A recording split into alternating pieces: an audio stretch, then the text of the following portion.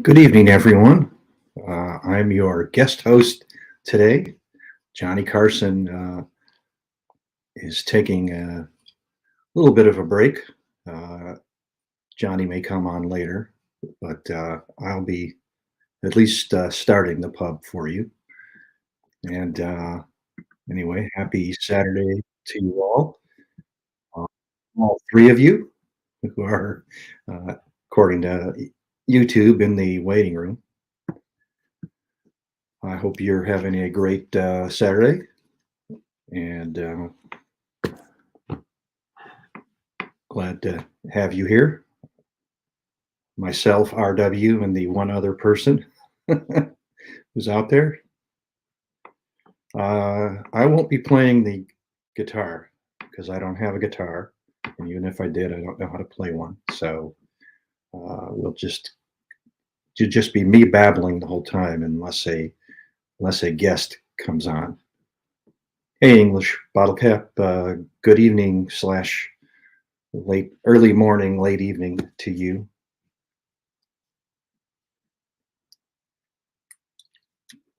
So, what's been happening around the world today and the week? Well, one of the one of the events that's gotten a lot of news lately is, of course, the Israeli uh, Gaza conflict, and in particular, protests of hey, Smokesteve. Good evening, sir. Smokesteve's taking a bit of a break. He's doing other stuff. He may pop on later. Hopefully, he will. Um, so I'm going to be holding things down for until then. There he is, English bottle cap, right underneath you on in chat.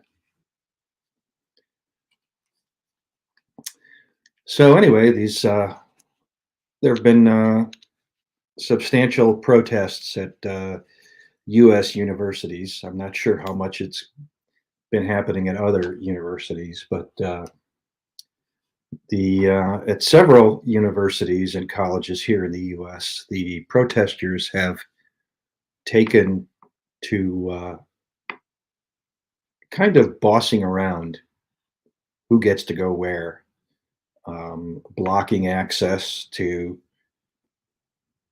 buildings and areas of the university and areas of the outside.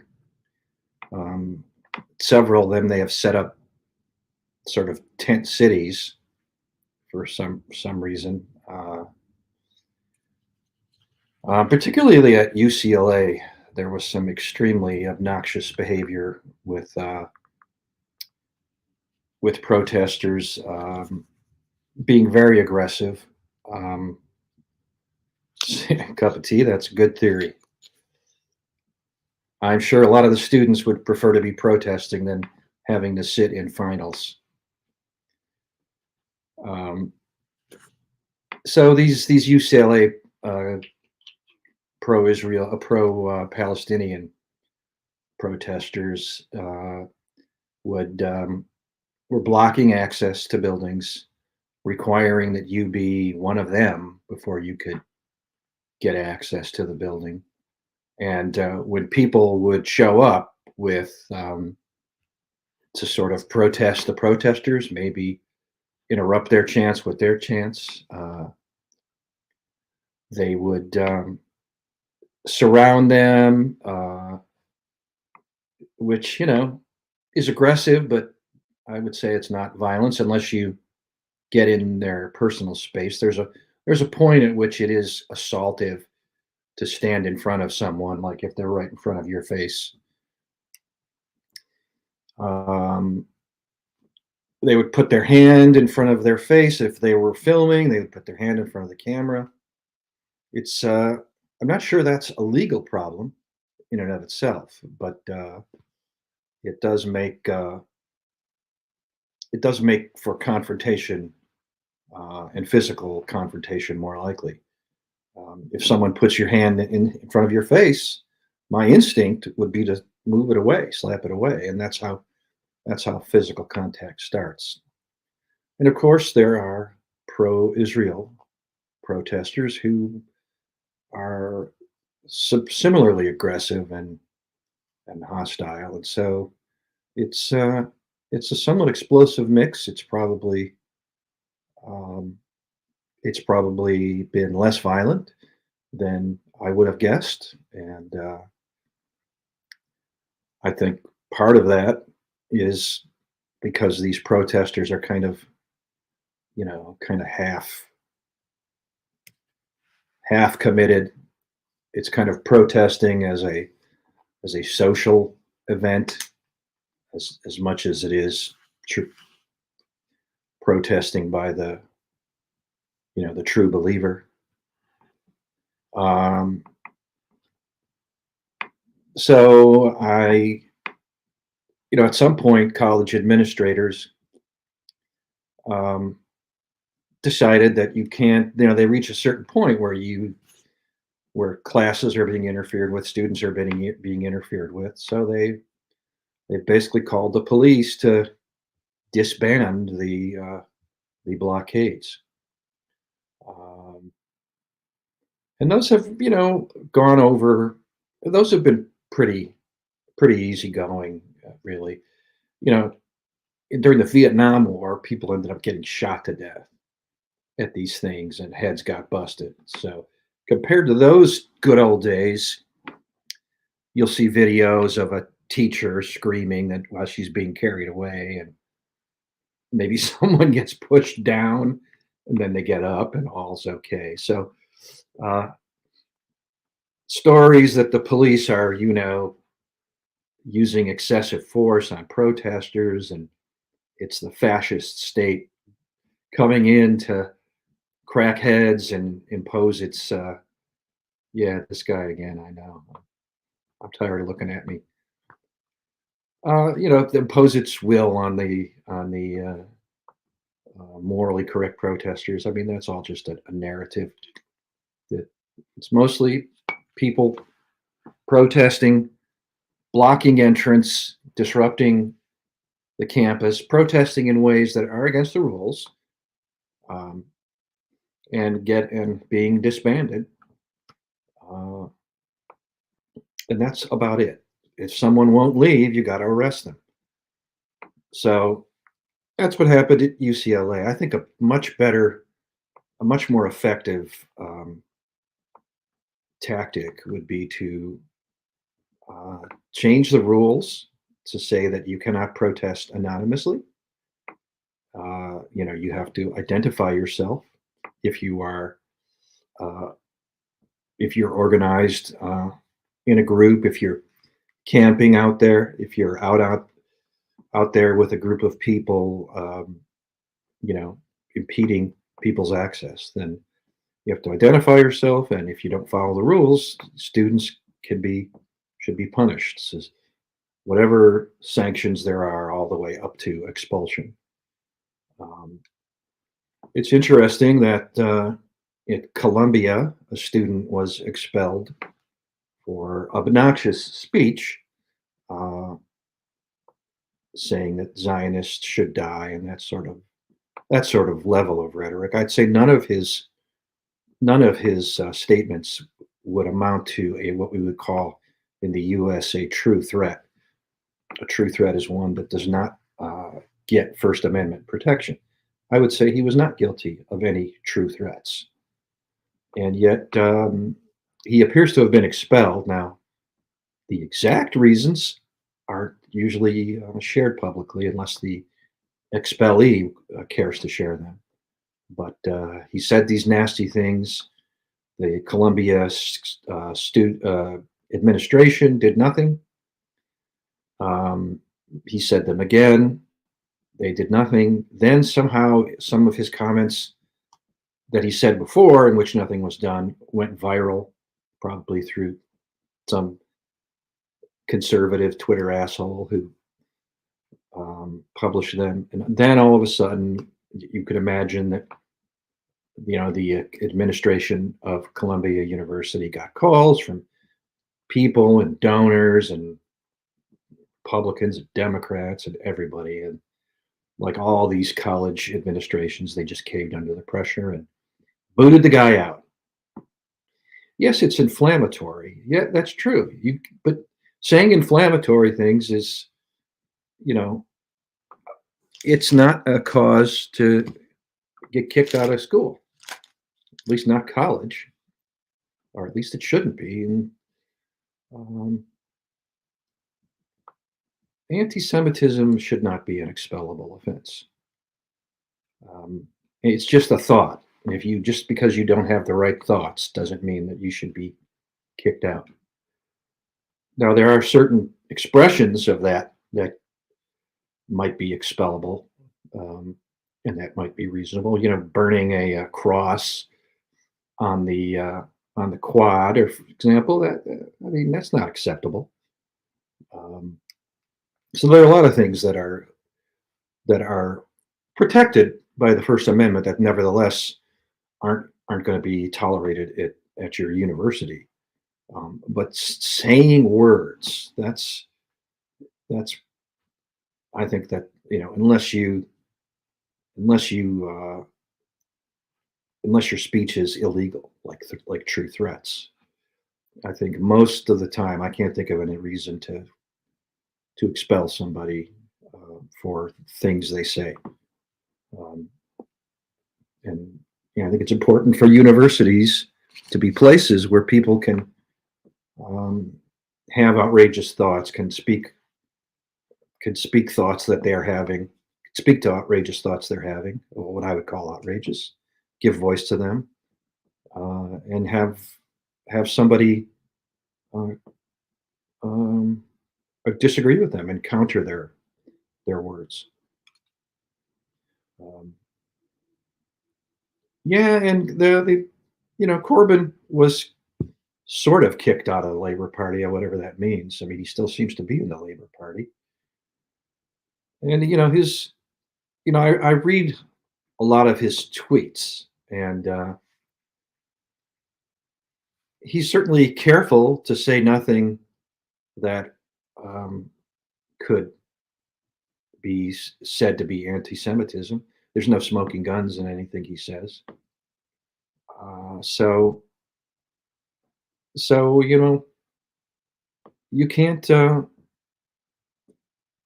don't. These parties make up their own rules, and they can expel you for just kind of looking bad. After all, it's a political party. You don't want people in there that are going to cost you politically. Um, but I find a lot of these anti-Semitism accusations are not proven, and not to the extent that the sanctions that are imposed for them are justified. Huh, looks like we got a guest here. Can you do one of these, RW?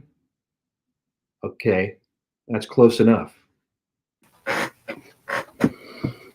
Hey man, How's it going? it's going pretty good. My alarm went off and I woke up from my nap. I was like, I gotta get on the pub and hang out with the boys. I also You have one of these. still take naps as an adult, huh? Yeah, on Sabbath I definitely do. We've been painting down here, and just I think it's holding the paint out, like it's locked to your hand in these. I don't have one right next to me, but you hold out. It's not much weight, but it's constantly held out in front of you, and it's kicking my butt. I feel like I'm getting older or something. Now, that's kind of cool because it looked like the brush just appeared magically in your hand, like you conjured it. Yes, my trusty assistant. My trusty assistant. He's more than happy to help paint, but his ability to put the paint in the right places is not quite where it should be yet. Well, I'm gonna kill my video up. I'm gonna kill my video because I'm pulling off the phone hotspot, and it's not gonna work good. Okay.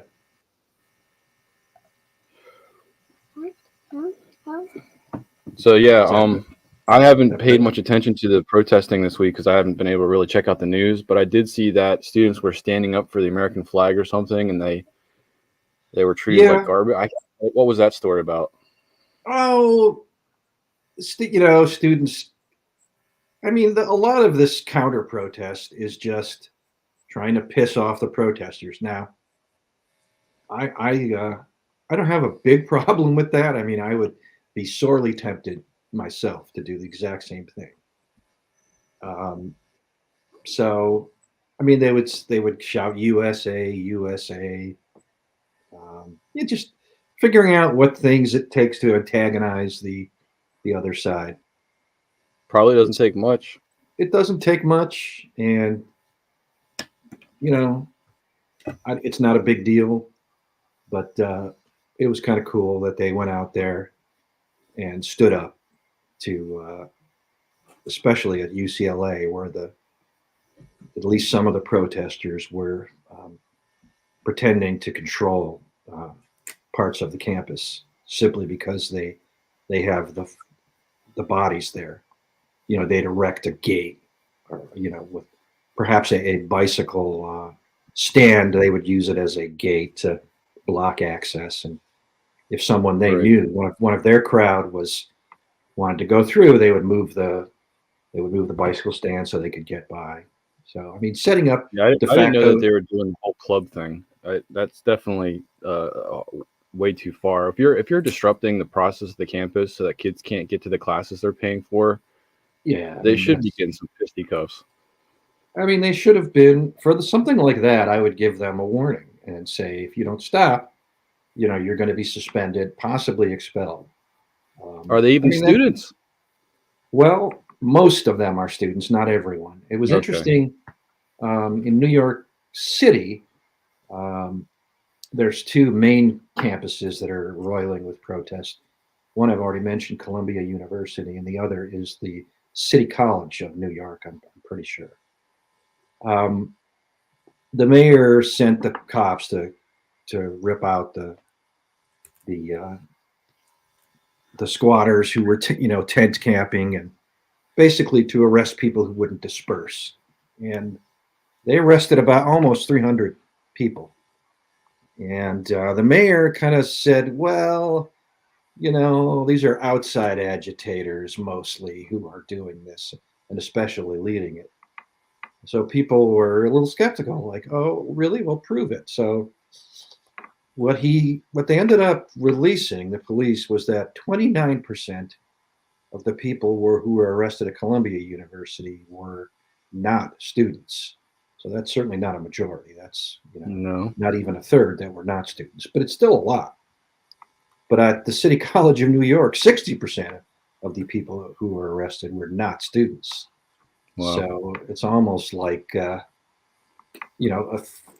few students set up a protest, and then they got a lot of um, people coming in and sort of glomming on to their protest. I'm curious if any of those people that got tagged with an arrest were also arrested in the Summer of Love era. Like it's just the next event that they're all coming out for. Could be. I mean, lots of people in the 60s were proud of their arrest records. Right. I guess it's not like medical history. It's not private. No, it's not private.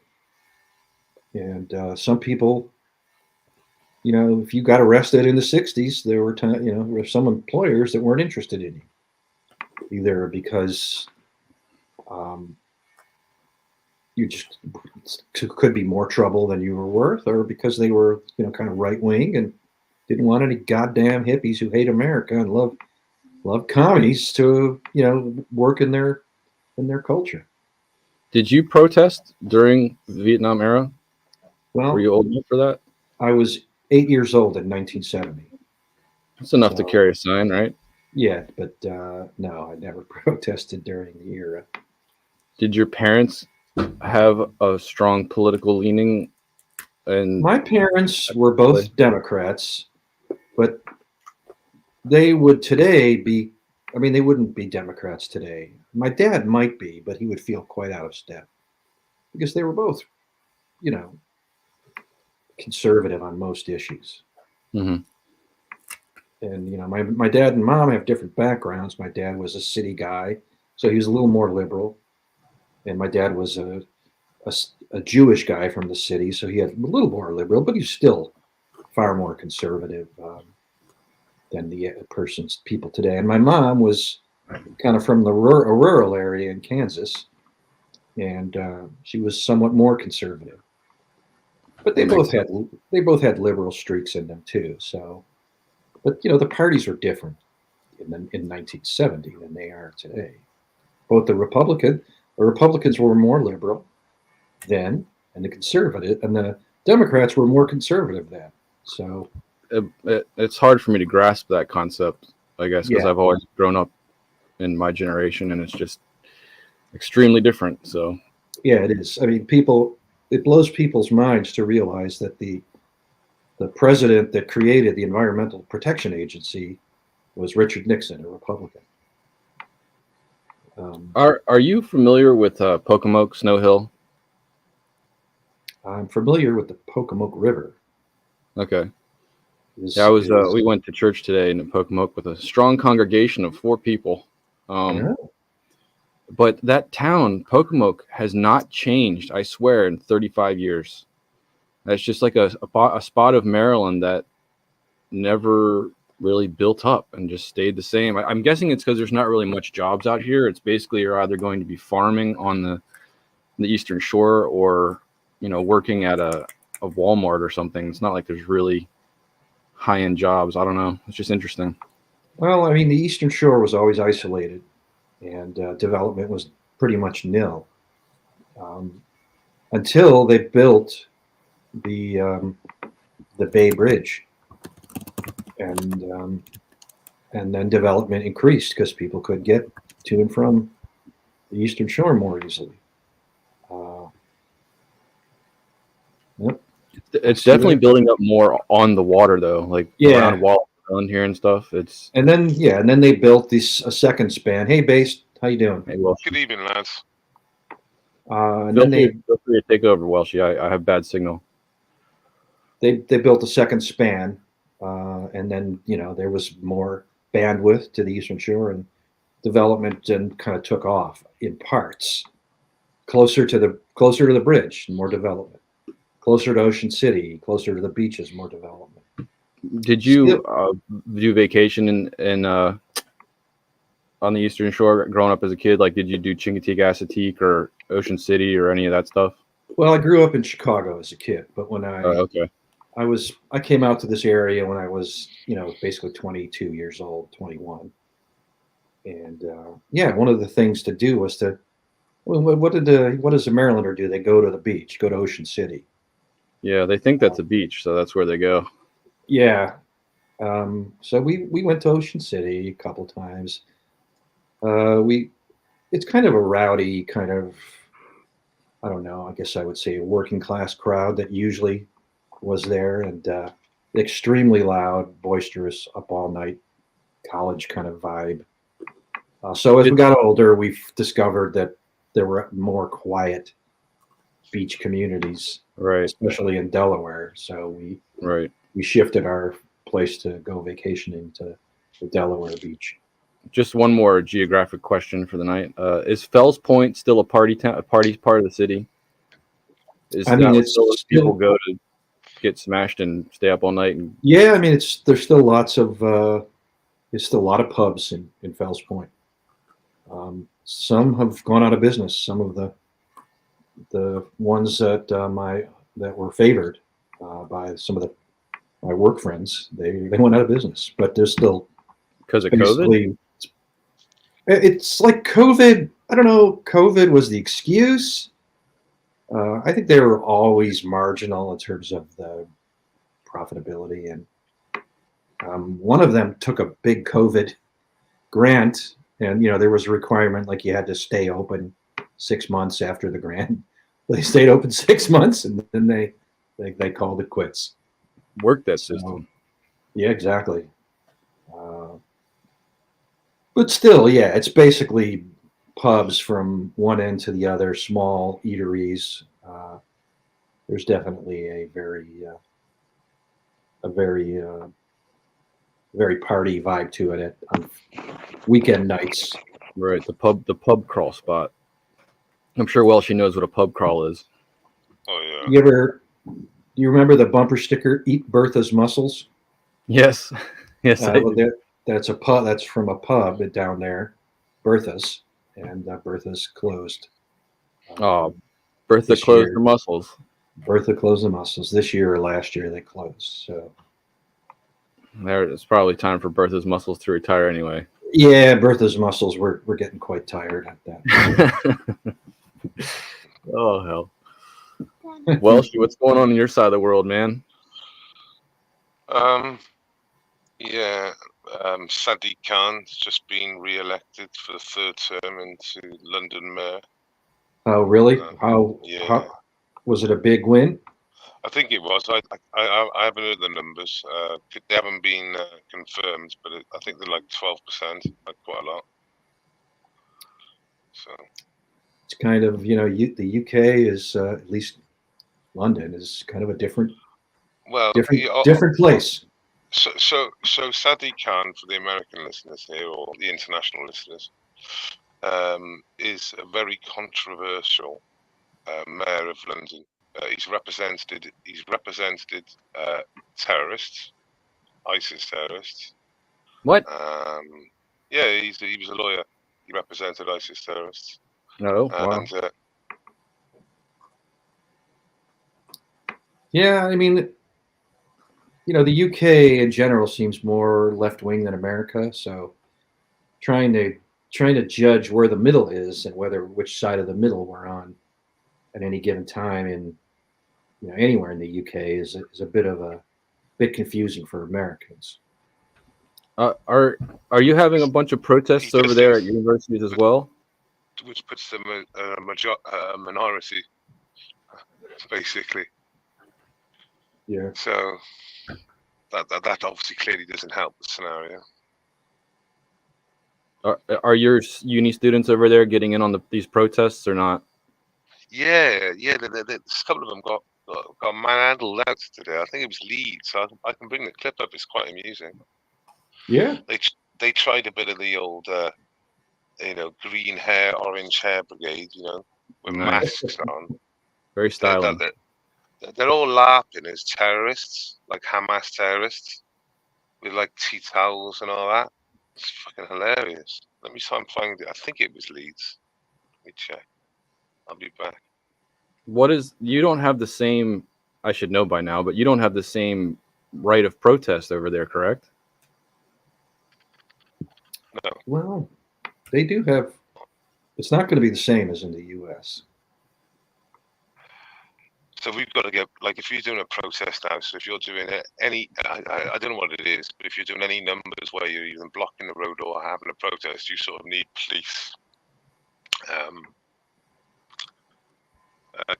You need to consult the police. That's not saying they're not going to bring, but you need to tell them what you're going to do and what you plan to do. It was the one good thing about the freedom protest that went a bit crazy in the UK. We didn't tell them shit. They were just nicking us anyway. So no one admitted to organising anything, and it was just like a big bunch of people walking down the street just doing their thing. So I mean, you get enough people sitting up for a cause. I don't think they're going to be asking for much papers because they're dealing with the masses. I can't just, I don't know. It's hard to tell the masses to disperse in a heated situation. Luckily, you guys don't. Well, you do have heated situations over there. I don't know what the percentage of the public over there feels about immigration. I'm sure that a large percentage of them are frustrated, but I don't know how many people are vocal about it. I thought voter turnout was normally higher in everywhere in the UK. That's like American quality voter turnout. I'll be right back. I got to figure out my bandwidth. Okay.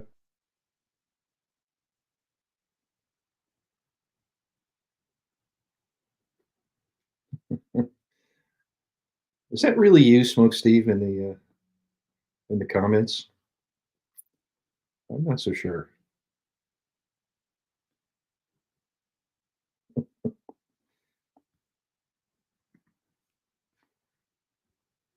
I don't know.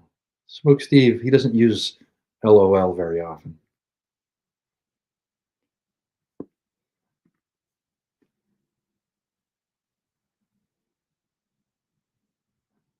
Last Dance, can you hear me? Yeah, I can hear you. Yes. So Steve's not here today, is he? He's not here yet. Yeah, it's Crankle then. It's Crankle. If you It- announced Steve wasn't here, that's Crankle. I did.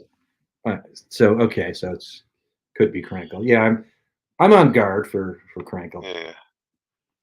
He can't do anything to the channel really anyway. It's Yeah. quite amusing. He'll come on as some sort of like Mexican drug cartel member. Yeah, I mean, if it really was Smokesteve, he does. I don't have to add him on. He has, he can add himself. So Yeah, he's not in the back chat though, is he? He's just in the no, chat. no, Yeah. no, it's not. I'm trying to find this. I'm No, trying to find let's this lock-in in the UK, but I'm finding the American lock-ins. Where did I see it? I might. It's on YouTube. Sure it is. Can you still hear me, mate? Yeah, I can hear you. Okay. Sorry, as long as the reception's good enough. How far will it be on notifications on here? That's the question. Quite far back. All right, Smoke Wife in the house. Good evening, Smoke Wife.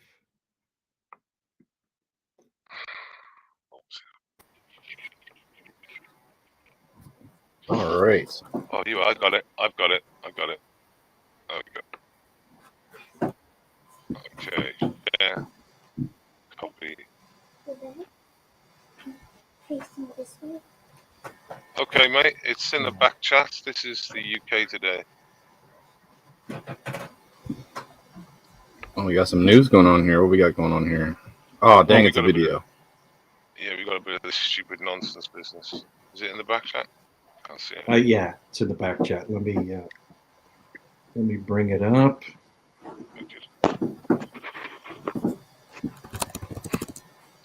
Notice the hair and the laughing clothes. Yeah, what's doing some sort of cosplaying as terrorists? What's a good place to do the excerpt? What do you think? Right from the beginning? Yeah, it's only about a minute long. It's carnage. Minute 20, yeah. The camera work's dreadful. It's just fucking carnage. All right, let me. Let's see. Present. There it is. Share screen. They sort of verbally attacked a politician in my hometown of Cardiff last week. Jeepers week mod, but it wasn't like this. So they pushed past the security to get in there, and they're having a little. We've got no volume. Laughing.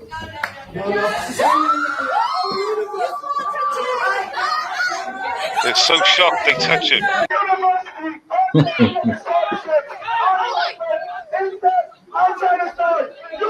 No, I'm not going in. Let's just wait over here. Look at this one. Oi! I don't know what they're trying to do. They're trying to invade a hall or something. Okay.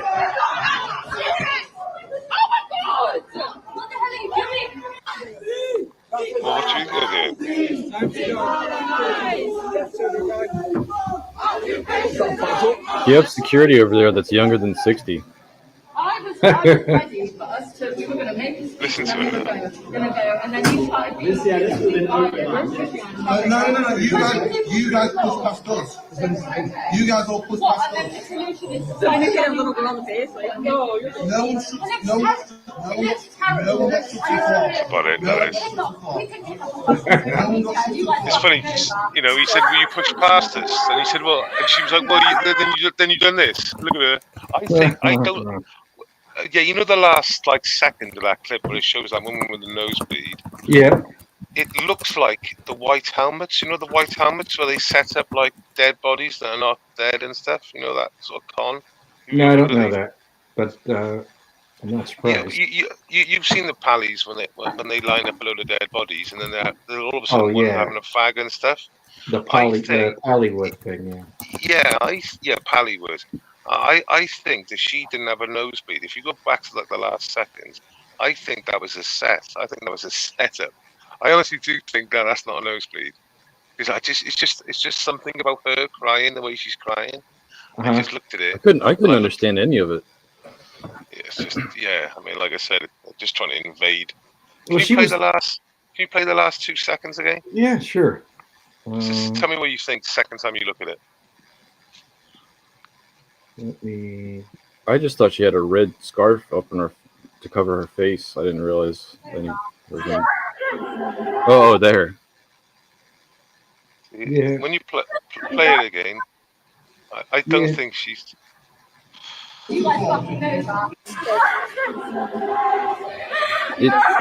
What blows my mind is these women that are supporting Islam. Do they have any idea how women are treated in that society? It just doesn't make sense to me. It's crazy. Yeah, I mean, I wouldn't say that a majority of the protesters are supporting Islam. I mean, you know, well, they are. Well, not directly. What are they supporting? They're supporting. You know, they would claim. I'll try and speak. They're supporting or they're protesting the Israelis' use of disproportionate force against the residents of Gaza.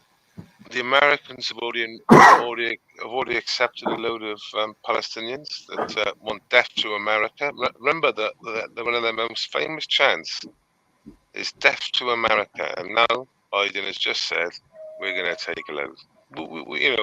Look, Israel are going to flatten the place, which they have, and then it's going to be up to the Western Europe, and America to take the slack. That's what it always has been, and it's all. You think America's going to fund the rebuilding for all the expensive homes that are going to go on the Gaza Strip? Sorry? Do you think America is going to front the bill for rebuilding all the fancy homes in the Gaza Strip? No, I think we're going to front the bill. It's just a load of refugees coming out. That's what I think. Yeah, I'm sure. I hear them say "Free Palestine" in the chants.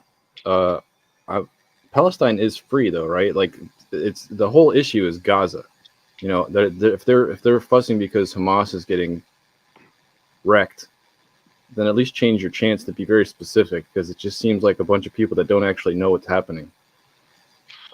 Well, like when you originally said, about Western women and Westerners, you've got them praying now. That you see them praying in university grounds. You're like, what are you doing?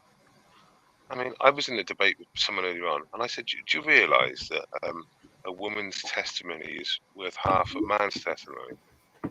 And they're like, this doesn't happen. And I'm like, this is factual. And I ended up just Googling it, and it comes straight up. And I said also that with inheritance, a daughter gets half of what a son gets. And they're like, no. And I looked it up, and guess what? If there's no son and there's only a daughter, then it goes to the grandsons and then the daughter. Nice. But the daughter gets gets half what the son gets. It's like, and the daughter can't even identify as the son, huh? What bigots? I don't know. Hey, Smokesteve. Welcome. It's just welcome, mate. It's just hilarious. People are so just not clued up. I got a slightly funny clip to play. If you'll just stand by, I'll play. What up?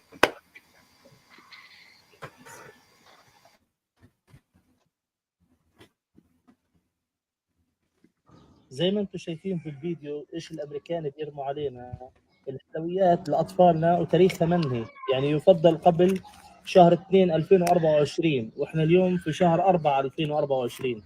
هذه ما تلقيه الخطة الامريكيه.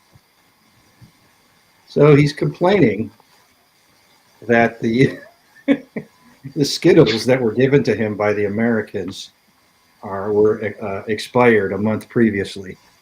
Wow, it's amazing, isn't it? It is amazing.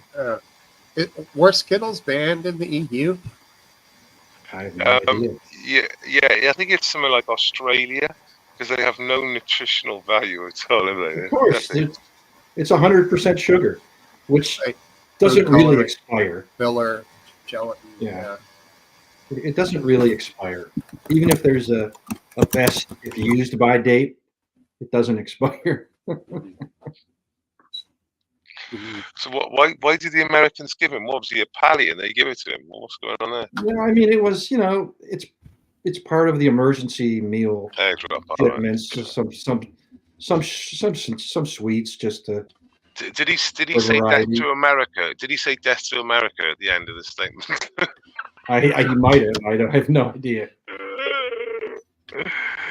This is how crazy. This is the crazy world we're living in. I mean, there must be the highest population that believe in death Is that to you? America, How you doing, RW? apart from Iran. Okay. And you're going to open the door and I say, thought- "Yeah, come in, no problem." I thought he was just upset that he couldn't enjoy the taste of the rainbow. I didn't quite understand his issue there. Oh, can you imagine if you had a problem because it was a rainbow and it was seen as some sort of gay thing?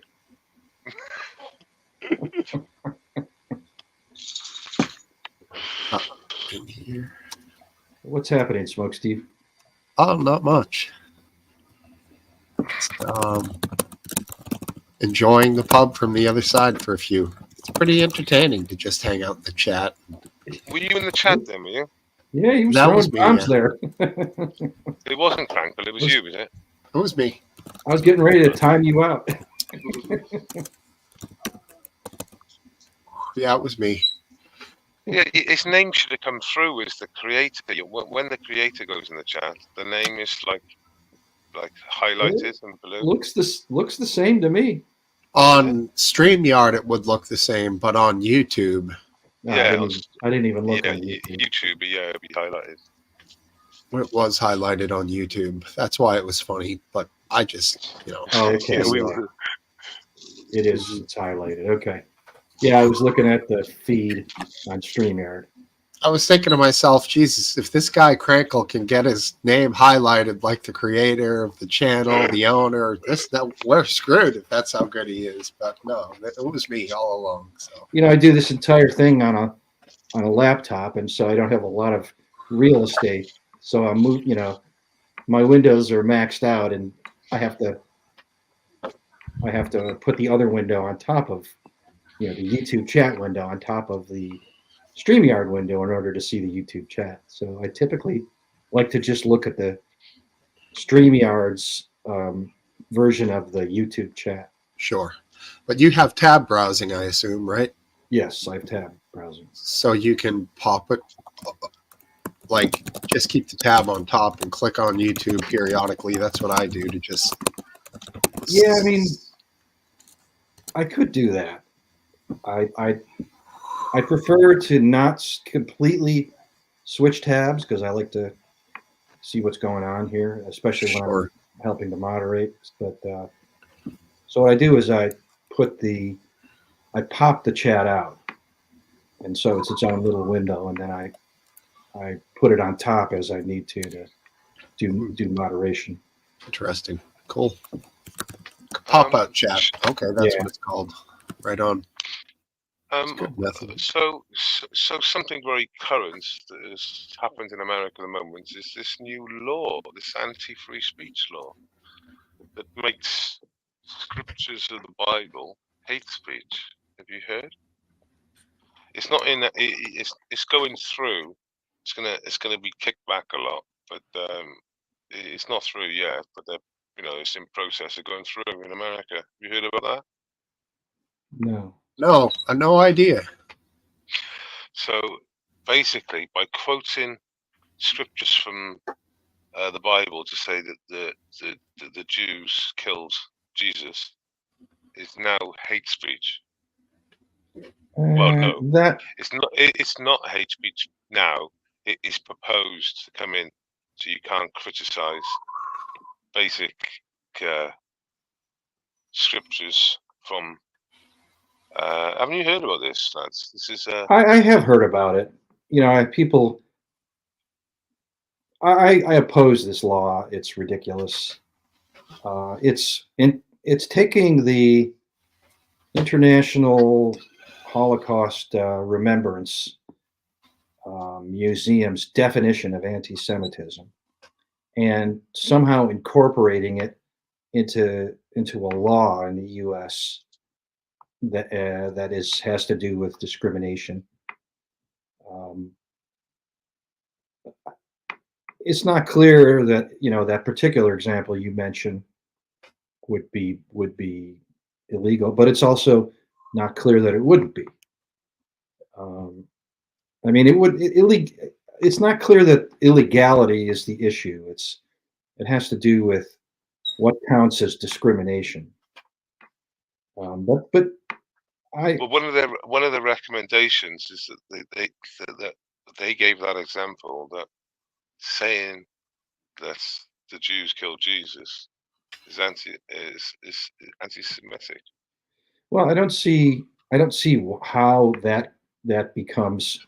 I mean, you could look at. Let me see if I could find the page where the definitions are taken from. Yeah, I don't know if you can get the actual the proposal they're trying to bring in. I'll do like a short list of it.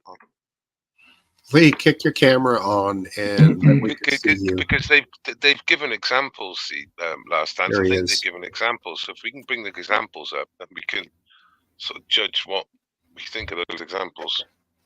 I know the ones.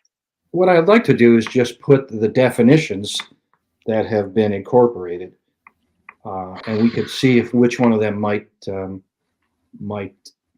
impact what you just said.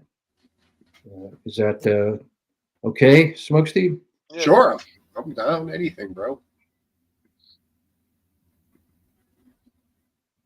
So this is from the Holocaust Remembrance website, and it says, here's some examples that could include taking into account the overall context, which are weasel words, but are not limited to calling for, aiding, or justifying the killing or harming of Jews in the name of a radical ideology. For you. All right, whatever. Making, dehumanizing, demonizing, or stereotypical.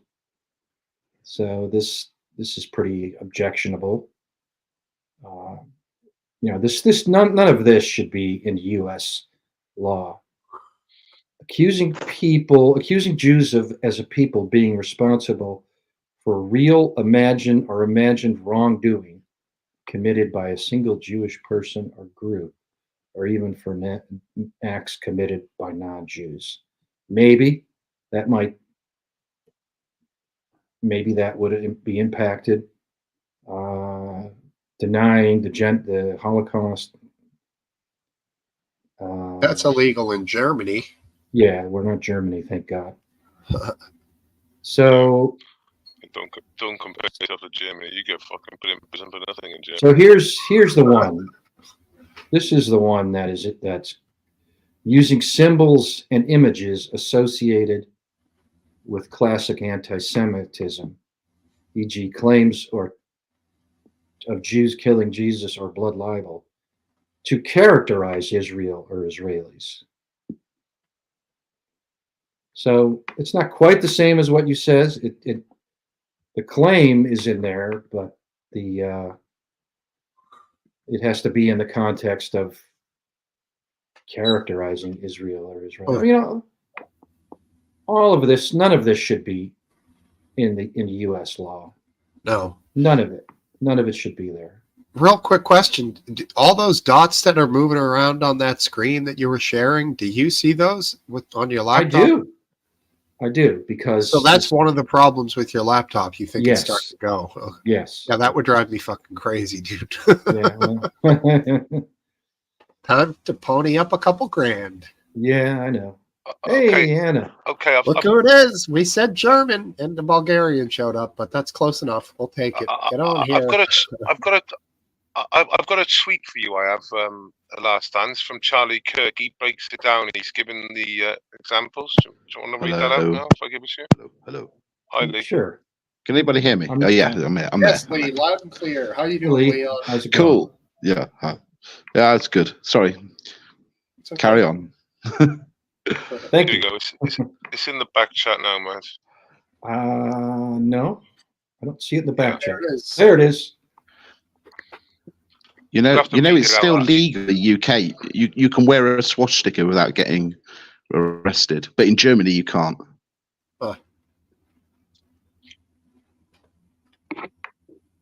So you want me to put it up? I don't know. Yeah, read it out. There's a section about halfway in where he actually Yeah. talks about the examples. Don't know if He you could. says, "I abhor anti-Semitism, but this bill is flagrantly unconstitutional and an appalling attack on the First Amendment." I certainly agree with that. Then he says, "This bill would make it illegal to compare Israeli policies to Nazi policies. It would make it illegal to describe Israel as racist. It would make it illegal to accuse an American citizen of being more loyal to Israel than to the United States. All of those behaviors might be stupid or repugnant, but they are indisputably protected by the First Amendment. Yet now, congressional Republicans are rushing to gut the First Amendment in order to pass a Europe-style ban on supposed hate speech." Well, I have to agree with that 100%. And I think it might say that all of these behaviors are stupid or repugnant, but they might not be. I mean, it might be totally legitimate to compare Israeli policies to Nazi policies. And Last dance. yeah, Last dance. Can I? Obviously, I know you're Jewish. I want to ask you a question. is it my nose? And you've got the benefit. No. No, you've said it in the past when we've spoken. Oh. But what I want to ask you is, I know you've got hindsight on your side here to a degree, but would you have, after the attack of October the 7th, would you have played it differently? And if so, what would you have done? If you were Netanyahu, what would you have done? I mean, the only thing I could say is I would have. I could easily say this. I would have gone after Hamas to destroy them. Yeah, but I would have had a hard time using, tactics of destroying an entire building to get one person or 10 people. That Right. to me is not excusable and not acceptable. And that's happening over and over again. And Yeah, if we get aerial shots So of Gaza now, it's just flattened. right. So ultimately, then, would you if you were in his government, would you be opposing what he's done then? I would certainly be opposing. I would be opposing the conduct of the war. I would. I mean, I don't think they have any choice but to continue to attempt to destroy Hamas. But the way it's done, I mean, there's, there are rules in war, and there. The most fundamental rule in war is that you don't kill non-combatants. And that do you think then, to a degree? Do you think to a degree then that there's been, I don't know how to describe it, an overreaction, a reaction that isn't compared to what's happened within Israel? Do you? Yeah, I think there is. Do you think it's gone? Yeah. I mean, we have. We went through it ourselves after 9/11, so I sort of know what they're doing. We got attacked by Osama bin Laden, and we ended up bombing Iraq. Did that make sense? No. Yeah, it does. But I just wonder, I'm shooting in the dark here, but I just wonder, history does play a part, and I don't know if he's genuine as the leader in terms of saving his own skin in Israel, but or is there a psychological effect of, you know, we're going to hit them so hard because of what's happened in the past, and obviously you think of the obvious thing is the Holocaust, that we're going to show everyone you just can't get away with doing this to Israelis. We've already had one of the worst world's historic genocides, and it's never going to happen to us again. If anybody attacks us, then this is what's going to happen. Well, I don't know. Is there a sort of psychology behind all of this, which is, you know, you're not taking the piss again, sort of, so to say? I don't know. I don't trust Netanyahu. I think he should have. Nor do I. I think he should have been. He should have been fired for this. However they do that. I believe Netanyahu should have taken the South Korean, Japanese route, just from sheer incompetence, if that was the case. You know, or he should have stuck a fucking bullet to the back of his head. That's what he should have fucking done. I mean, he was in charge. He was the executive in charge when the Gaza border was left so undefended that not only did they were able to enter Israel, but they were able to run around unopposed for hours. Hours. It was like 9 hours, wasn't it? Right. Like 9 hours. So to me, that is undefended. There's no way you get fired anywhere else. But if, for example, you were in some of the kibbutz, right, and you could hide for an hour or two, couldn't you? But for 9 hours, 9 hours to hide, you really, your chances are getting diminished. Like, you know, every hour, you know, you're occupied in that because they were just, you know, that. I mean, there's videos of them firing at Portaloos. Now, unless IDF members hang out in Portaloos in festival toilets, then I don't know. You know what I mean? Yeah. So you know, the Israelis say, well, now is not the time to hold people to account because we're at war. Well, no, now is the perfect time to hold people to account, because even though you're at war, and even though your losses were devastating, they were a couple thousand at most, and your country has millions. So, you know, your existence is not under threat at all. And it wasn't just a minor failure, it was an unbelievable failure. It's the most important thing if you're the president of Israel or the prime minister of Israel, is to defend the country from Hezbollah and Hamas. And then last dance, Egypt warned them a week before. They said there's unusual activity going on here. Like the word you used, I know we disagreed on this because you said no, but you used the word unbelievable. The failures on so many different angles. They had a multi-pronged attack into Israel, and there was no red flags raised at all, or they were ignored. Well, the same thing happened to us on 9/11 on a bigger scale. And there were bigger failures.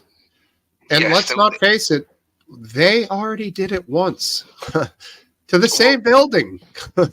They failed, but they tried it already. There's a lot of questions about 9/11, isn't there? You know, I know you can have some people, but there's a lot of questions about 9/11 sending jets the wrong direction for fucking 15 minutes. Huh? Well, whatever happened, there was a massive failure on the part of intelligence.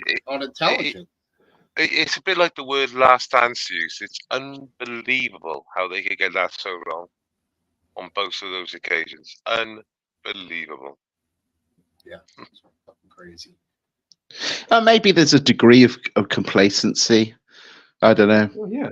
And then if they do succeed and they It was if they do succeed though and hit the two towers, which they did, then there's absolute pandemonium and there's confusion and people aren't doing the right job or this, that, and the other. But I just wonder if there is a degree of complacency sometimes. Do you know what I mean? No one's going to attack us. It's all for a bit of show in terms of the defense systems and stuff. You say that, but in Israel, the complacency was on an anniversary of a previous attack. I mean, you know, just have a little thing. Oh, we're our anniversary of a previous attack.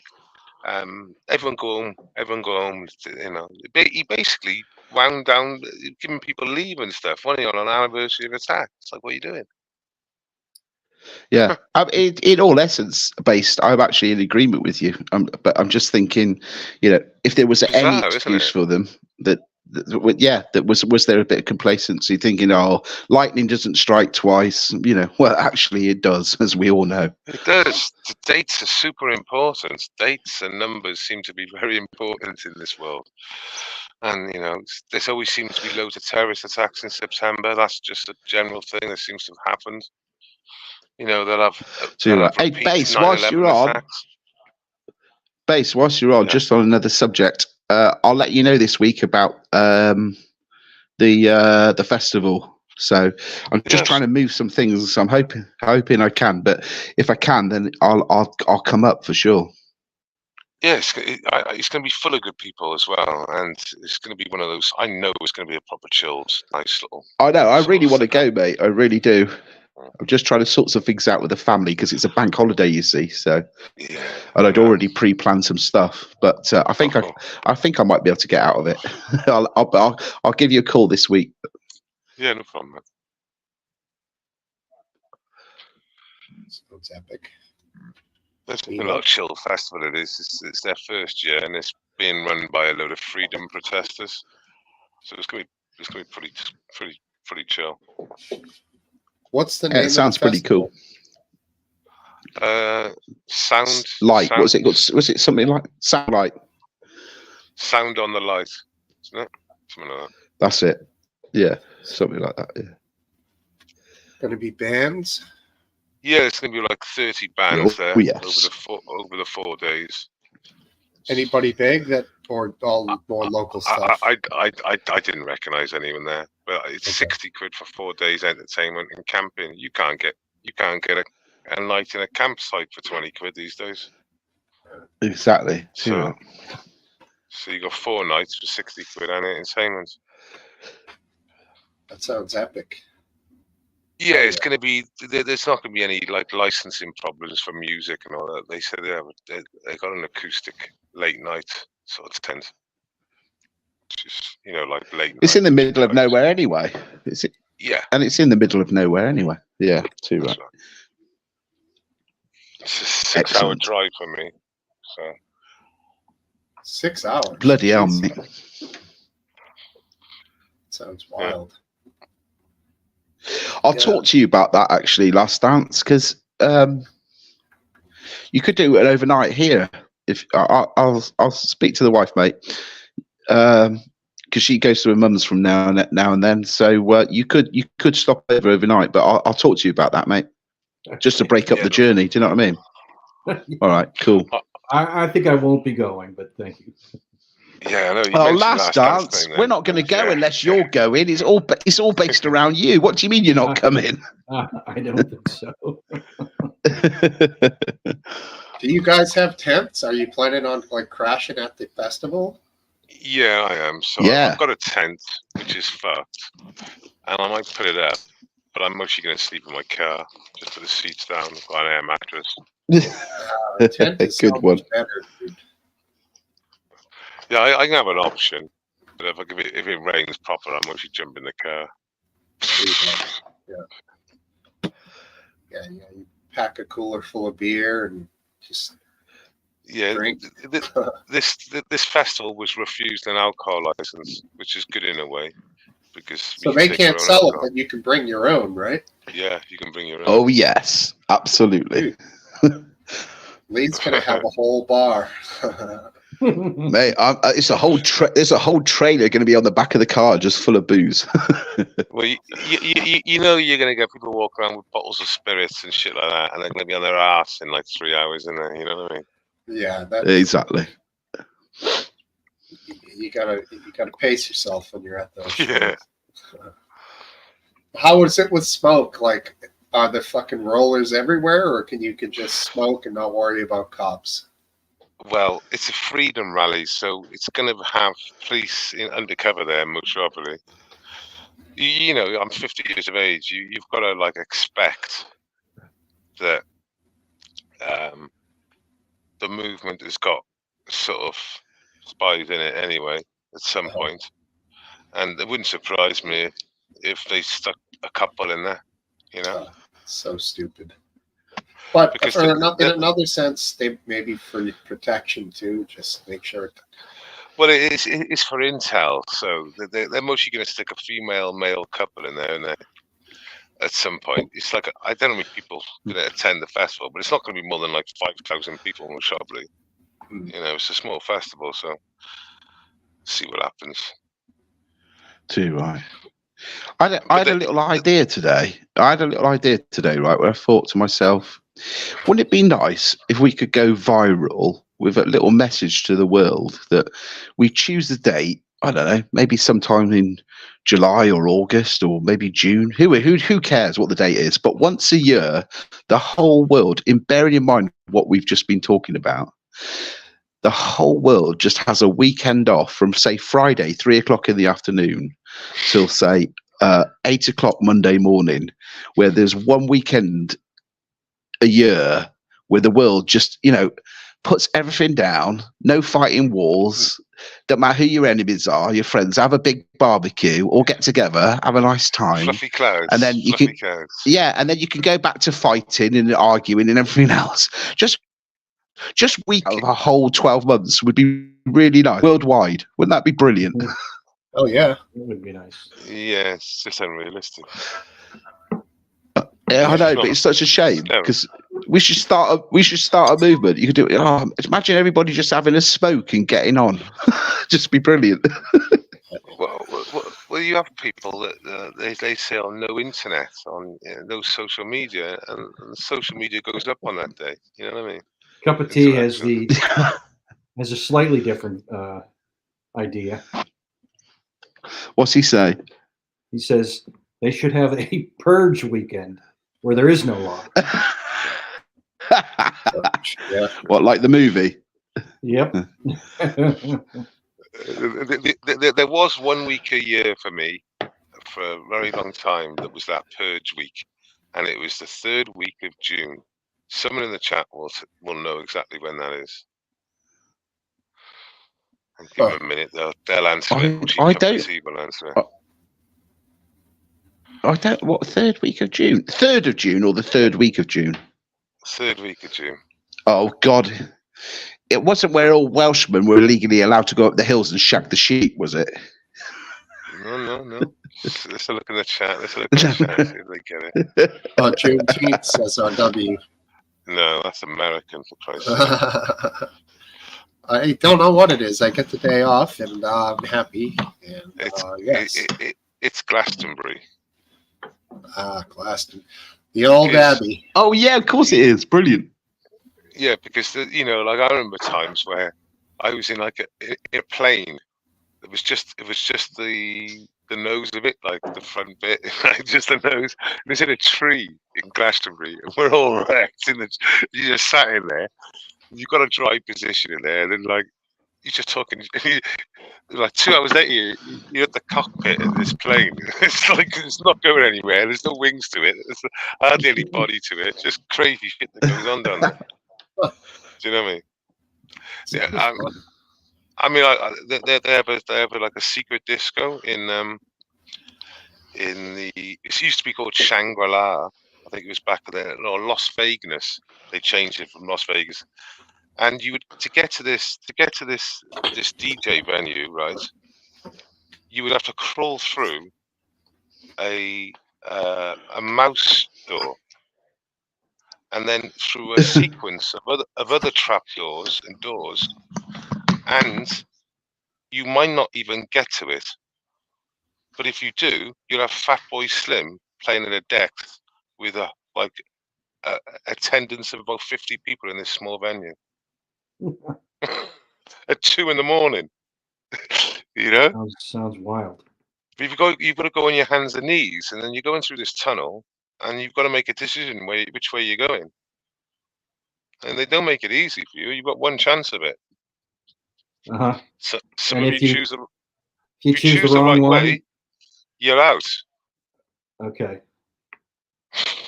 You only get There's one no chance. second chances. You get No. one chance. Yep. Yeah, and you've got to go on your hands and knees to get there. And obviously, Mother Nature doesn't work well sometimes, does it? No. Yeah, you don't want to be the last one to go through. I've been there where there's people have taken canoes and they're actually canoeing down there because there was forecast to rain.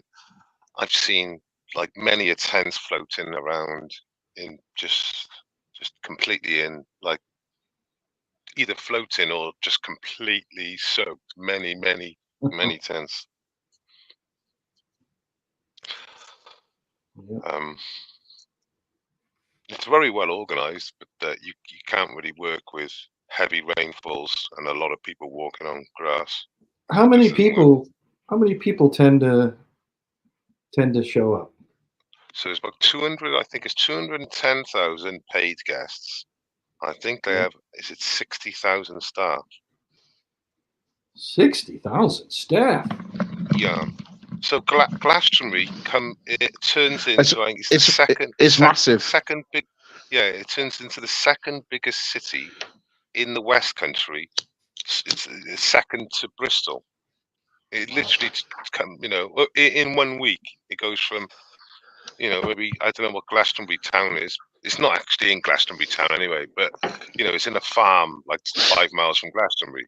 But that area just completely Sounds a lot like Woodstock, but it happens every year. Yeah.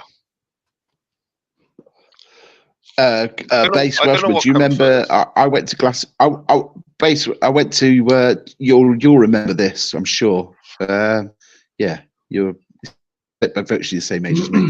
Do you remember the pictures on TV of Glastonbury when it was just a mud fest? It was 1997, mate, right? And that's when I was there. Yeah, were you there? So, I was there. I was there as well. Yeah. My first was 94, and I didn't miss one until 2016. Wow! Yeah, incredible. I even went to the European Championships in 2016 and went to Glastonbury, and then went back to the European Championships. I flew back for Glastonbury. Oh my god! I'm watching the news intensively because they were playing clips, and I wasn't on it, unfortunately. But I was.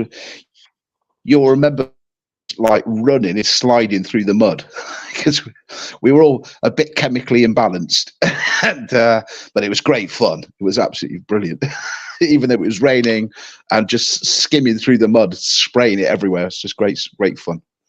But I actually was. I think it was Prodigy we went to see more than anything. They did a great set. Brilliant. Yeah, it's good fun. I do recommend that everyone once in your life in the UK should do it at least once. Yeah, absolutely. Any there's that. Does Anna want to join in? What's that one? Popple? Come on in, people. What's that one in here? What's that one in America? I would love to go to this one. It's like out in the desert outside of Las Vegas. And they build Cockachino build the wicker kind of wicker man. Yeah, that's called I forget what it's called, but it's huge. Lee, that's called Burning Man. Oh yeah.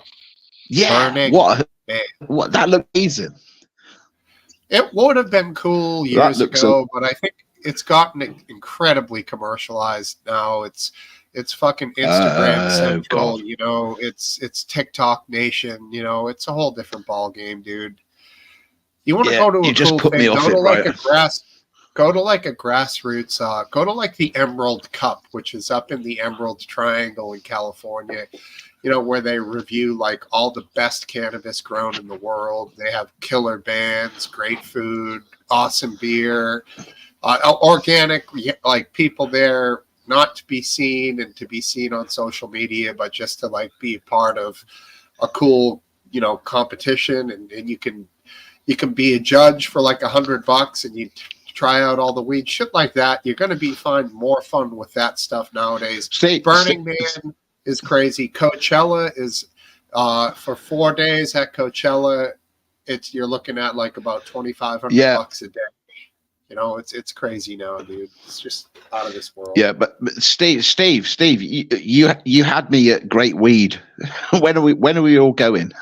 Let's all go. Yeah, dude. Exactly. Yeah, I know. And like my wife said, last year Burning Man was a disaster. Apparently there was a flooding and people couldn't get their vans out of the desert. It was pretty bad. Oh, God. Jesus Christ. Bloody hell. Yeah, it was pretty horrendous. This is one of the most infamous things at Glastonbury ever. And I've just found it. Glastonbury's most outrageous moments. And let me just find it. Sorry, chaps. I've cut your conversation.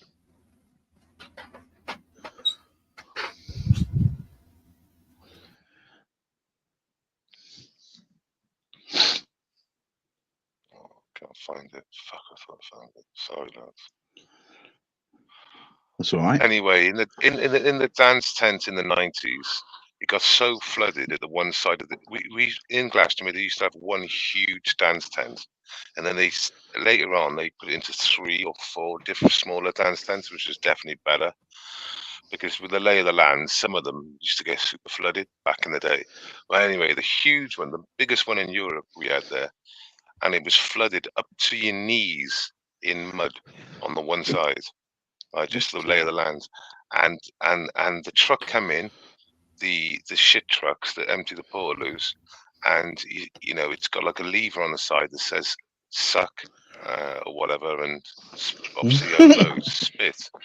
Someone walked past it, pressed the spit out, and the hose went flying around the tent. This is I will find it. Oh no.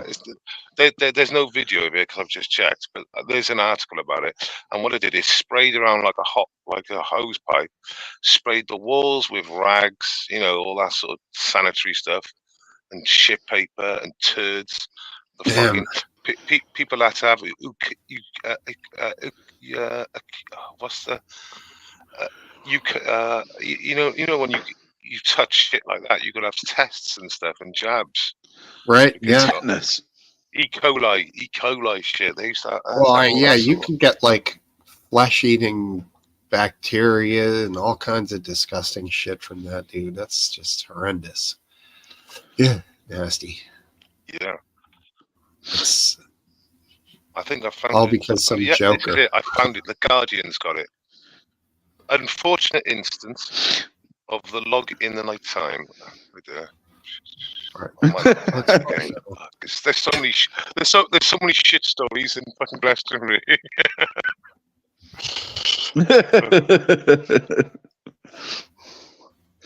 Well, do you know what, Base?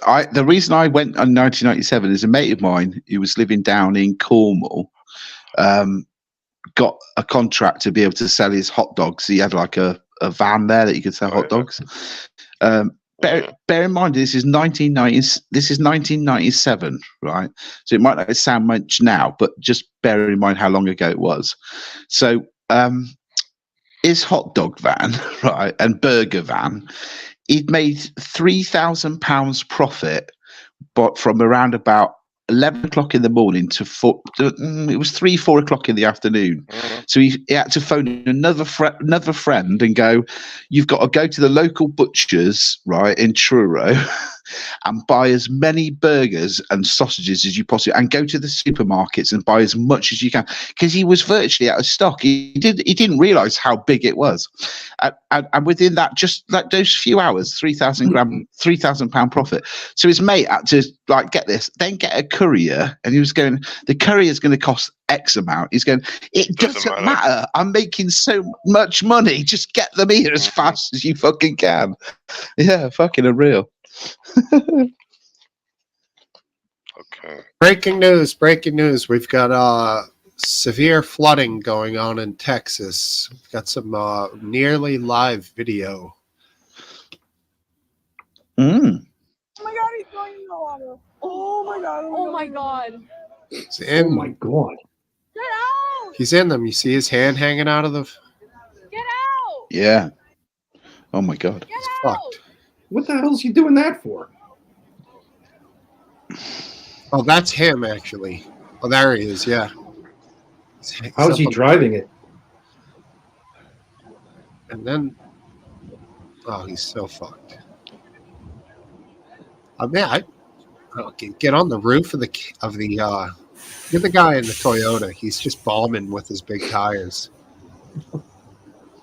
Oh my god. What was the truck doing? I think it wasn't on the road. I think it got washed over, and those other guys just were lucky enough to keep going. You got to keep it pinned, dude. You can't stop. Yep. Crazy. All right, stop sharing. Yeah. All right, back. Yeah. People are saying that it's similar to what happened in Dubai, apparently. Oh yeah. It's all that cloud seeding, right? it's all that global warming. That's what it'll be. You got to be careful of that. Air brakes released. Compressor could have locked up. Could have. Yeah, nuts. Crazy stuff, dude. So did you see the airport? It's. Did you see the airport over there in Dubai, or was it the UAE? I can't quite remember. Last week, They admitted they were cloud seeding. yeah, planes were Admitted. they were in feet of water. Did you see that Last Dance? Yeah, that was a couple weeks ago at least, right? Was it? I thought it was last week, maybe 2 weeks ago, but like, is that a direct result of cloud seeding? No, They are cloud seeding. they had been. When I think going back to when I was in I'm kind of guessing now, maybe about my mid-20s, or maybe early 30s. Huge story that was going to destroy us all, which was this big hole in the ozone, and that seems to be dead now. I mean, I don't know if there's anything. Oh, they fixed it. Oh, they put plaster over it, and it's all fixed now.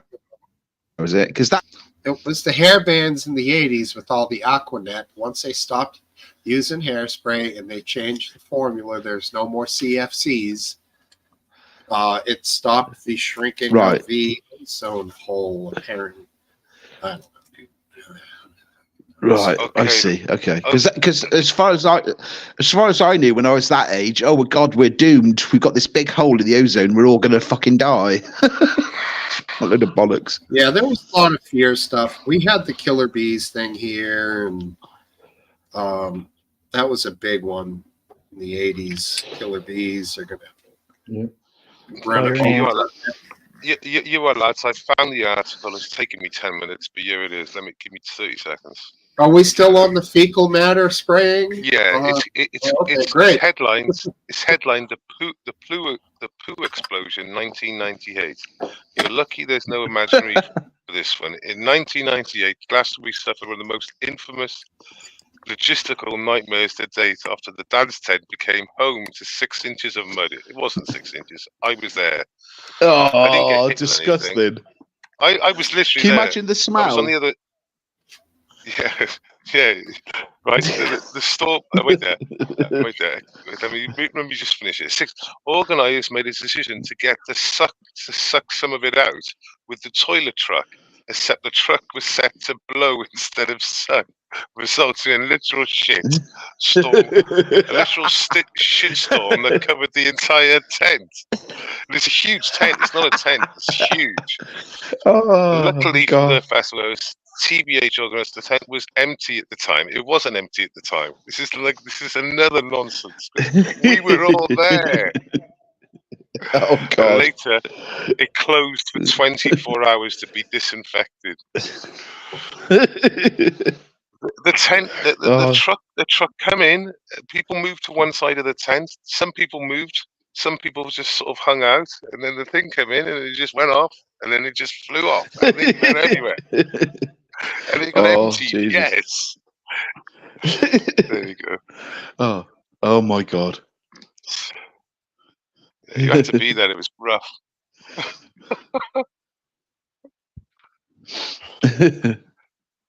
I see the boys talking Disgusting. about some baseball stuff here, so I'm watching it on Twitter. So what do you think about this? Because they admitted they were cloud seeding, didn't they? We did. Yeah. And Yeah, but it's not like you could cloud seed on Monday and it's going to have any effect on Friday. You actually have to put it into a cloud, Yeah.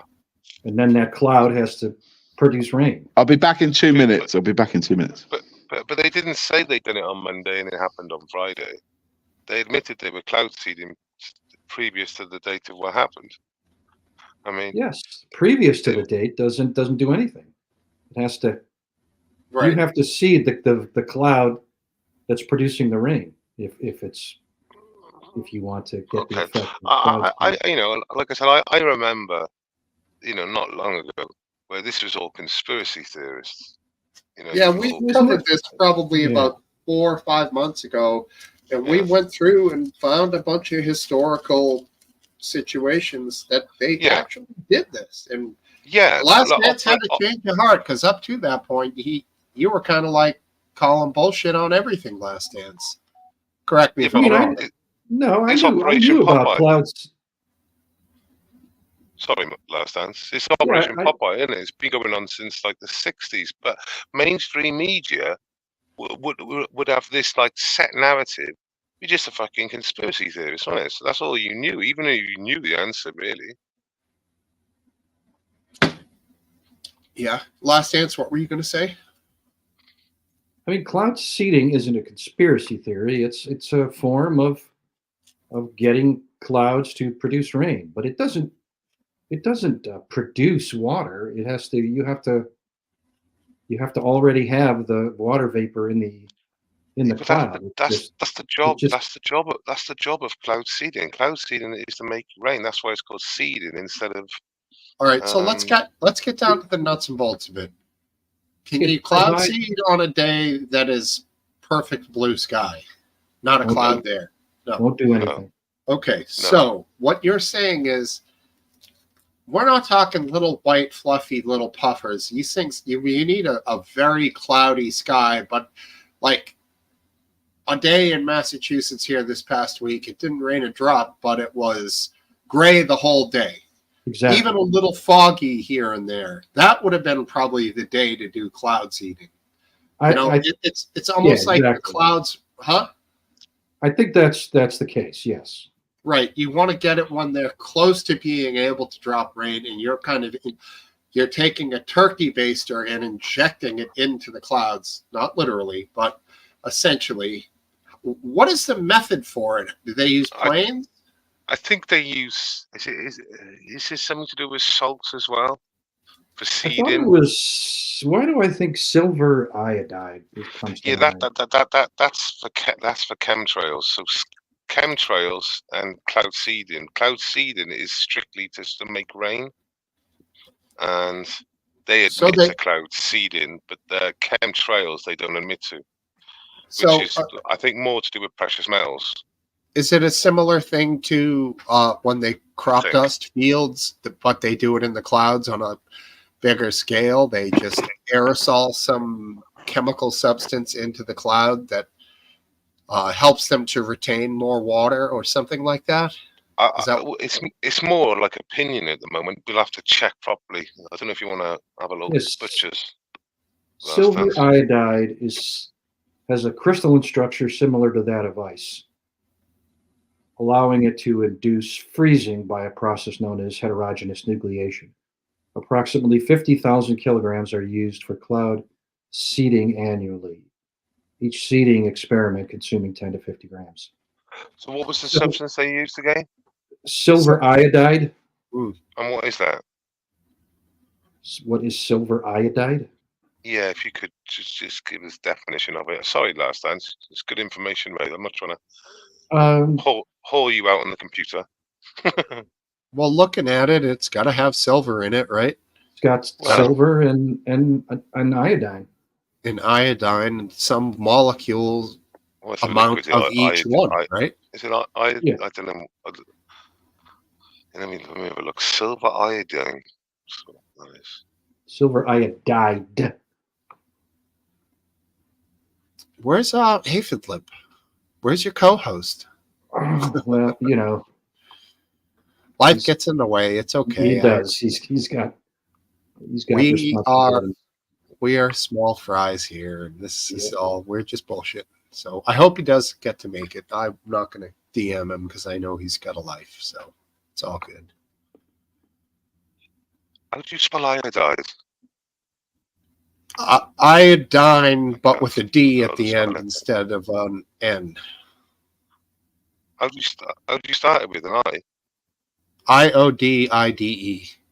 Correct. IODIDE. I got it. Oh, there you go. It's giving it its cloud seeding. Let's see what that's like. Cup of tea. These policymakers are willing the Okay, let's just find out universe what it is. to their bidding. They are incompetent or corrupt or both. Well, one thing we know is they are incompetent. And some of them are corrupt. So you're right. I kind of agree with Cup of Tea on that one.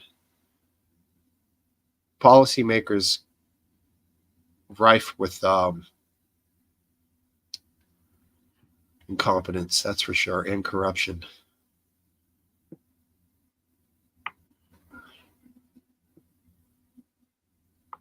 It's inorganic compound. Interesting. Okay. So it sort of forms you could use the word seed around which water can accumulate Sure. into something that's heavier than the vapor in the cloud. There he It's is. heavy enough to form a drop to fall. Check that, Lee. Got you. Heavy enough to form a drop that can fall out of the cloud as rain.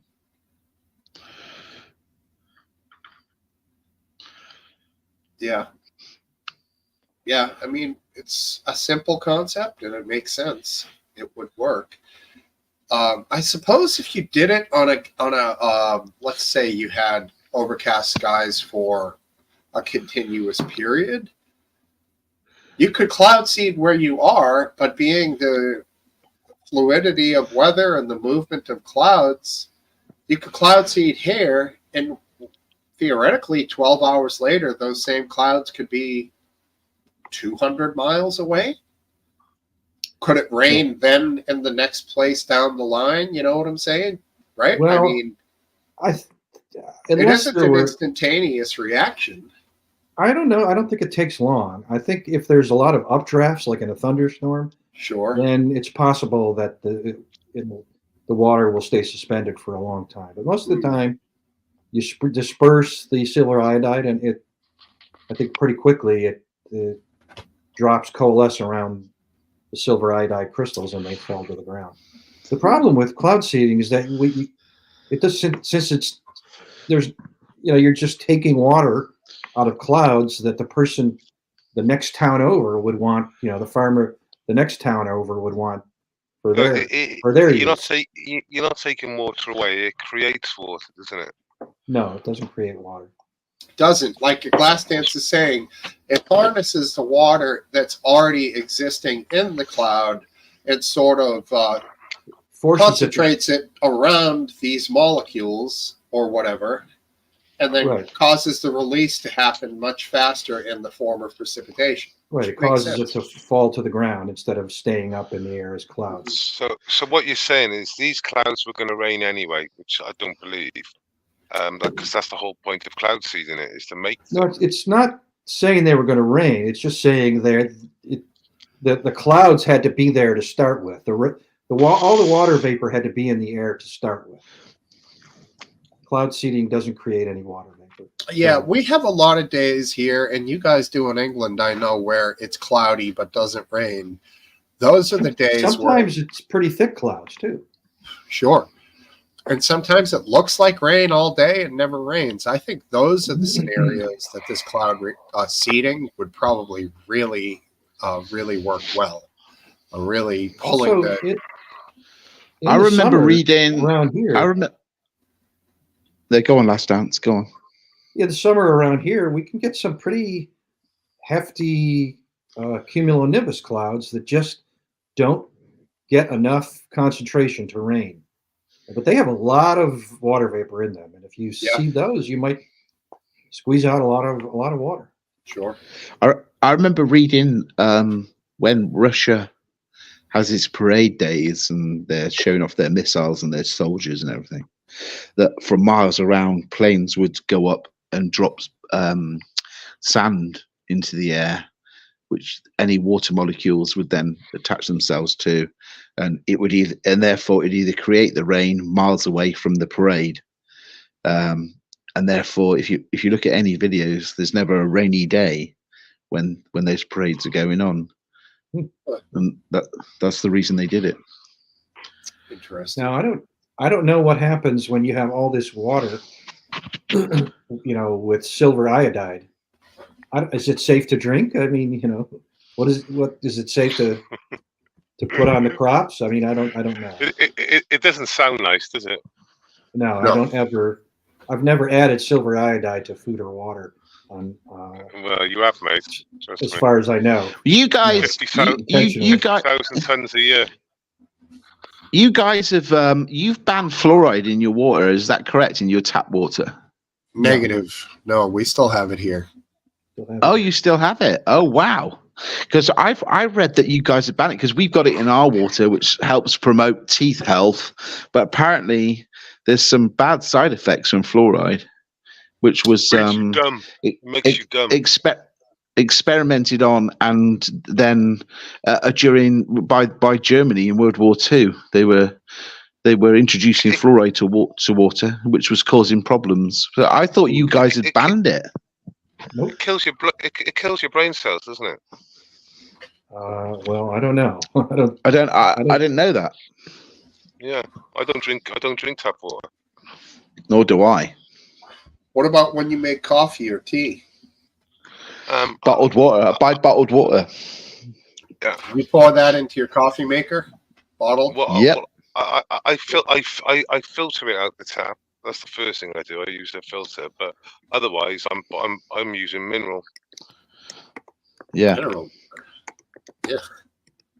So they done my taps not long ago, and the shit that come out my taps was crazy. Right, and I looked what they replaced down there, and it looks like shit down there. It's funny you should say that, Base, because only last month we got our boiler failed, so that was like $2.5 grand for it, and I got that done at like mates rates, right? So usually it should be like 3 or just over $3 grand, and I was amazed during that period of time. I had to put a bucket underneath the boiler for a couple of days before the guy could come out and do it. And when I was pouring, once the bucket became full, when the water was on, the amount of I could put a couple of sponges in there to stop the sound of the drips, and I was amazed. It turned the whole fucking bunch sponges brown. So it was I'm showering in this. Do you know what I mean? I'm turning my taps on to brush my teeth with this, and there was bloody brown water in it. Don't get me wrong, not copious amounts, but enough to stain the actual sponge. Yeah. And I thought, that's interesting. It's probably basically iron, but rust. Yeah, it ain't gonna kill you, and your blood's gonna be good. Good. Yeah. Oh, that's all right then. Cool. Put it that way. If I lived in the country now and I could get hold of a water source locally, that's what I would use. Oh, yeah, my mum and dad's house in the garden there was like this depression in one part of the garden, and we dug the depression out, and there's a natural water well. I mean, it's quite a bit of land on there, but it's like, oh my god, and it was crystal clear. But it's not. It hadn't been pumped for years, sort of thing. We didn't drink it, by the way, but we started to. We put a pump in there, started to draw it out, and it just kept coming and coming. It was like I just thought, this could be good water. So Who you knows? just do some simple tests. If you do some simple tests and you just use EC pen and a pH pen, and away you go. Yeah. Too right. I mean, pH doesn't mean anything, though, for sure, in my But opinion. but you want it middling, don't you? You want low EC. So if you get, I don't know. Some people say alkaline water is better. That's the new rich guy thing. They all have alkaline water generators, and oh god, yeah, shit, I don't know, dude. just leave it to nature, right? Just make sure it's clean and safe. And Yeah, I drink like 6 or 7 of those half-liter plastic bottles of water a day, and just 3 months ago they're saying now you're gonna have like all this plastic in your system and shit, and I'm like, I'm Captain Plastic. I drink a ton of those fucking things. So now I'm thinking, do I need to, what do? Switch back to tap water? Go through the pain of filtering the water? Now do I have to use like glass jars? It's like, it's everything that you do that you think is going to be right. Eventually they'll tell you, you fucked up. Now you're all plastic. Now you're all this. It's no good. That, it's... well, just to give you a house up on filtering, there's a YouTuber called Project Farm, very good, millions of subs, like 6. He tests products, not to destruction all the time, but sometimes his tests just destroy them. He's not paid by any of the companies. He buys like 3 of each one. So, but he does get huge views. Anyway, he done a thing on filters, on water filters. The best water filter, without a doubt, ranging from £400. The best water filter he found was one called Zero, and they're £20 to £25. I heard of those, yeah. Wow. They took out everything. So if you put down if you're interested, put down Project Farm water filters, and you watch that 15-minute clip, you'd be amazed. Yeah, those are very popular. They're called Zero Water filters. It takes everything. It takes everything, and none of the other filters. Brita are rubbish, and it's the same. It's the same style as Brita, but it's the quality of the filter inside. It's the contents of what's in the filter, and it's got 7 filters in there. 7 filters all throughout it. Mostly carbon, activated carbon. No. This is the thing. They use multiple different materials. Micron, probably everything. Yeah, right on. Cool. Hey, Philip, how you doing, buddy? Aphid! Good, guys. How are Cheers you? to you. How all. are you, Aphid? I'm doing well. Hey, cheers to you. That's not a shock top.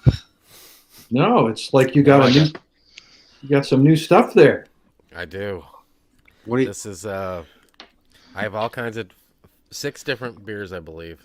Huh. This is Gonna get a Folina drink. from Guyana. French Guyana or regular Guyana? I don't know, man. What do I look educated? Hey, you put the glasses on. 8%.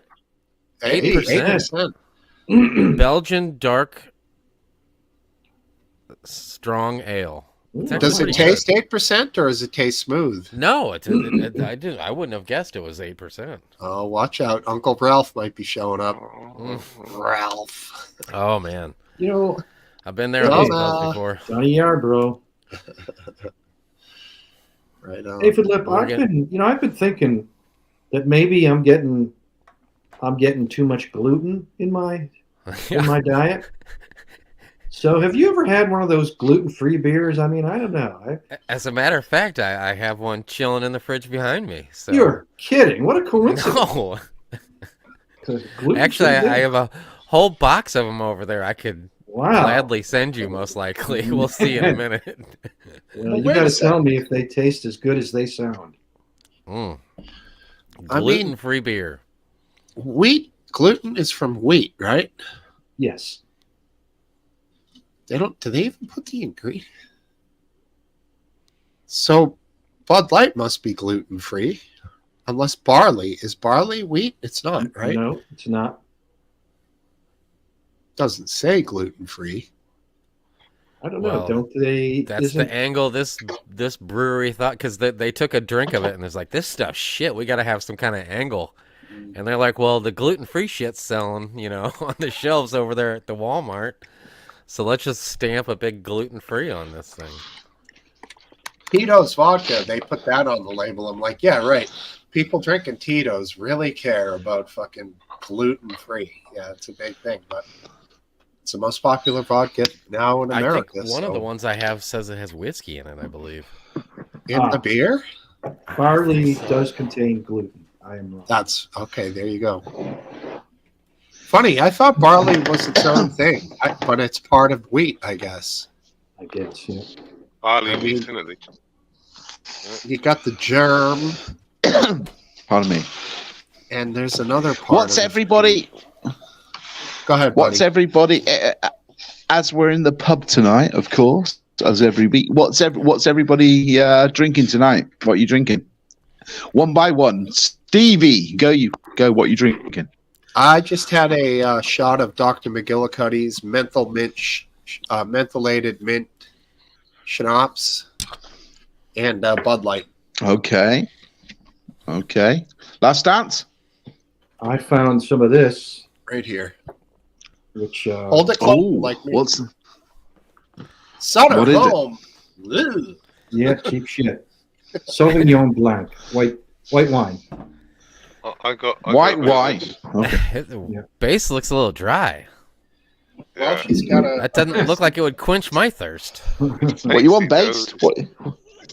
I don't know. I only picked it up today. He told me what it was. He said it was, and I'm not that interested. I just look at it, smell it, taste it. It's lovely. He's got a nice little can. I don't know what to call it. I don't know. It's. He's smoking it. It's a Dog. Chico stick. It was bigger. What are you on then, Aphid? What are you drinking tonight? Oh well, we just went over this, Lee, but apparently you were away, so I'll fill you back. Oh, sorry. Right now, I was that's getting all right. I was getting a drink. What's it called? This I can't is- see the label. Bira Folina, and then it's the Bira the Folina. description. The description is Belgian dark strong ale from Guyana, Ooh. Lee, 8%. Lee, do you Yeah. think that, like, if you're like a beer manufacturer now and you're going to America, just give a weird name, mention Belgium or somewhere like Scotland or Ireland, and away you go. You're gonna do well. You're gonna do well with Wait. sales in America. It doesn't matter what it tastes like. You are Put a couple of keywords in. Jameson's, which is what I'm on tonight. Yeah, too right. Oh, lovely. Oh, yes. How are you Gorgeous. drinking it? Gorgeous. Straight up on the rocks. Straight up. No, on the rocks. On the rocks. Yeah. On the rocks. Okay. This is the one with whiskey. We'll do this one next. This is Frisky Spiked Lemonade, and it says contains whiskey. That sounds So it's not a beer. It's not What's a that beer. on? What's that? A woman of ill repute there? Yeah, I think so. She looks like she's from World War II. Like she was celebrating with the boys after the big win. Well, That's the feeling. That's she the looks feeling a I little got. younger than that to me. It I am harkens back kinda to old. one of the videos I made back when I made cocktail videos. It's a whiskey smash, which is essentially whiskey with sugar and lemons. And whiskey and lemonade or lemons. Oh, sounds nice. Great combination. Great combination. Do you get a Good thing in combination, that, America? yeah. Do you get a thing in America with tequila that they turn it into lager? What's it called in the UK? That Lee? It's like tequila, but it's like a tequila. Oh, lager, yeah. if that makes sense. What's that called? Yeah, what's it called? Is it something like Sambrano or Sabrano? Or no, oh, God, what's it called? It's got like a Mexican name, I think. Yeah. Am I on the right? it's like Am I on the chocolate. right lines? It sounds like you're saying sombrero or sambuca. I don't know what you're going with. Yeah, let me have a look. not Sambuca, because that's yeah. Tequila lager. I'll probably be miles out. I know what you mean. It's got a bit of a hot taste to it. I think a bit spicy. I'll be heard of miles it. out. You watch. I don't know. A buddy of mine who was, Mexican used to mix clamato juice with his beer. So I don't know. Mm. Nasty Ew. shit, dude. One of my One of my favorite drinks is. Do you like? Oh God, what's it bloody called? Oh, Bloody Mary. Do you know what that is? Oh yeah. Oh yeah, that's a beautiful drink. Desperado. Or a Black Russian.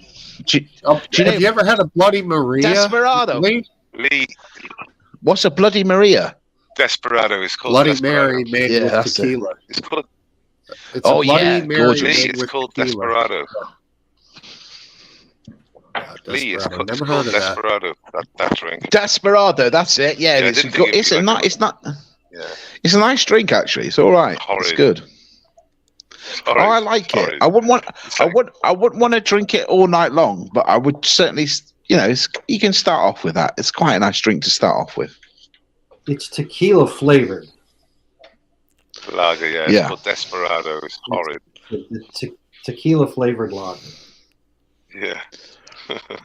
Well, I got all these beers because I was at the unfortunate closing of a craft beer sellers market type place, and he just pointed over there, and there's Nice, like cool. just boxes and boxes of beer, and he's like, "Dude, do you want some of this beer?" And I'm like, can I take it all? You know, like what Right. is the accept? I was trying to feel him out, like what's acceptable? Because I'll take whatever you want to give me, dude. You come back And, 30 seconds later with the dolly. Well, I told him that. I was straight up with him. I'm like, dude, just let me, I don't know what you mean. I don't know if you mean like, hey, take a handful because I got other people going to come by, But he or was if you're just closing trying down, to get was rid he? of it. Yeah. Is he closing down? Oh, sorry. Yeah. He's got another place, so most of the stuff was going to the other place, but I guess this was stuff that didn't So, sell yeah. or So the lager with the whiskey attached to it is a bit like that Desperado. No one wants it. No one wants it. yeah, basically. He said it was hard. He said some of it was like a lot of it's the Belgian stuff, which I like. Anything that like that's what the beer I drink is, like Belgian white. Yeah, like strong. Shock top. Well, no, right? I don't know. I don't think it is strong. Shock Maybe it top's is. like, I don't know. Wheat beer is usually 4 or 5%, so that 8% stuff, that's high octane for that. Well, this Yeah, is yeah. And this So- tastes similar to the Shock Top. Like I don't like the bitter of like IPAs, and I just don't like that. Right. So I'll tell you a so little I- story about. I'll tell you a little story about Belgium, right? I went there with my best mate many years ago. We were only about 18, 19. So his dad worked for a Mitsubishi. So he used to get like loads of flight sort of loyalty points. So he reached him out and he said, hey, you know what, you two, if you want to go away for a weekend, the flights are free, but you have to pay your accommodation. So we thought, yeah, brilliant. Go and experience Belgium. Why not? So off we go to the capital, and the first night we're there, we decided to go and have a few drinks. There's a famous square there with, I don't know, gold statues or whatever, gold plated probably more or less. Anyway, so we get in a taxi and we go to the taxi driver, take us to a nightclub. Big mistake. The nightclub in Belgium is totally different to what we would know as a disco, say, yeah? So we end up getting parked outside this nightclub, and my best mate and I are like, oh, look at the posters outside of these semi-clad women, and we're thinking this looks like a cool place. So we go in thinking we're the bee's knees. So we go up to the bar, we buy some drinks, and we look around and we think, hang on a minute, there's all these girls that are just in their underwear. And they come up and they start chatting to us, and they're like, oh, do you want to buy us a drink? So yeah, we'll buy you a drink. Why not? And then one of the girls turns around to me. Thank God, she was so lovely, and said, would you like to go and sit down? And we didn't realize that by sitting down, it was going to cost twice the amount for the drinks. And she said, and bear in mind, I'm not kidding, guys. Bear in mind, we've been in there about 10, 15 minutes. And she obviously realized my naivety and said, do you realize how much you've spent up to now? I was like, no, because you've bought like drinks for you and your mate, and now you've bought drinks for you and your mate and my friend and I. So it's like it's total something like maybe 80, 90 quid. I'm going back a good few years, right? And we're like, holy shit. And she said, yeah, I don't think you realize where you are. And we're like, no, we don't think we have. Looking at all the girls around just in their underwear, and we're like, we just wanted to go like to a nightclub, and she was like, no, a nightclub in Belgium is called a disco. There you go. So, how much was Still the hear bill? me? Oh yeah. Yeah, no, I hear Oh, you. mate, what happened was that I had to nudge my mate who was getting on famously with this one girl, and it was a done deal, but he didn't know that. And I said, listen, we spent like 80, 90 quid already. I mean, we were only 18, 19, so it was 1988, 1989. I was like, Jesus Christ. And he was like, oh my God. And the girl turned around to me and said, if you can't pay the bill, you're in big trouble, because there's like this bouncer's looking at us. And we were roughly in our pocket. We just about mustered the amount. We're able to leave the premises because I don't know if you heard me earlier on, but a nightclub in Belgium it isn't. Yeah. So when you use the term nightclub, that to them that meant strip joint. Yeah. Hooker place. Yeah, Or even absolutely. worse, Fucking hell. It was So the woman that spoke to you realised you weren't that rich. In case you weren't that rich. Yeah, she realised that you were just like naive guys. You don't understand the score here. It's like, thank God she did, because if she hadn't stopped us when she did, we'd have bought another drink, and then we wouldn't have been able to pay for it. Yeah, but Lee, it was still a double act. They realised in 20 minutes they could get like €100 off you, and then kick you out. Because they know if they get any more, exactly. They wouldn't be able to get it anyway. Yeah. So she made a judgment, one drink, and then she winked at him, and then it's time for him to give you the evils and her to give you the bad views. And it was all a setup, obviously. Back then, what probably was? I'm not denying. I'm not denying that, Welshman. You're absolutely right. But Jesus Christ, I'm so glad we got out of there alive, because it was like this bouncer was ready to beat the shit out of us. Do you know what I mean? It's like, fucking hell. All we wanted to do was go boogie somewhere, see if we could pull some birds. Jesus Christ. If they'd have taken the piss and just like, you like really trolleyed 5 drinks later, it's €500, and you haven't got that money, right? Then the police might get involved. And they don't want the police involved. They just want that quick hit. They know roughly what they're going to get off you. Yeah. The 2 lads, full of spunk, no idea. First night in town, we'll just get the one drink off. Exactly. So you haven't got any more cash. Let's just get rid of it. Yeah. Exactly. Bloody hell. I reckon they worked that out before they even sat down with you. Yeah, absolutely right, mate. Jesus. The reason why I know, because I've been in that position too, in London, in Soho. Yeah. Yeah. Not the windmill. Oh God, do you know the windmill? That's Moulin Rouge. That's in Paris, isn't it? No, this was the windmill. A similar situation actually happened. Yeah. It's famous in I don't even know if it's around anymore, but the windmill was world famous. It was like, yeah. You know the American lads. Have you ever been to Europe on holiday? No. Last Dance has been 1 million times. Me and Dave have not. It was Last Dance can't talk about it though because it was covert at the time. I haven't been 1 million times. Well, not literally. Well, I understand America's a big country, and you can literally go from California. You go snowboarding in some parts of the and you can go on the beach in other parts. But it's you don't see many young Americans on summer holidays in Europe. Old Americans, not young. But I remember meeting a few of them, and they were always good lads. It's expensive as shit. That's why. I mean, you gotta save up a lifetime to go over there. Why? What the flight is, or what? Yeah, the flight, and then just taking. I mean, because if you got the time to do it, that means you don't have a job. So, at least in the way my life has been. Maybe I made the wrong decisions, but that's just the way. No, Well, you'd I be can. looking at let's not kid around. You'd want at least 2 weeks over there, right? Yeah. I Yeah, couldn't but give my up 2 advice weeks. would be that if you're going to go, if you're going to visit the UK, then maybe London 1 or 2 days, but then Tops. but stay.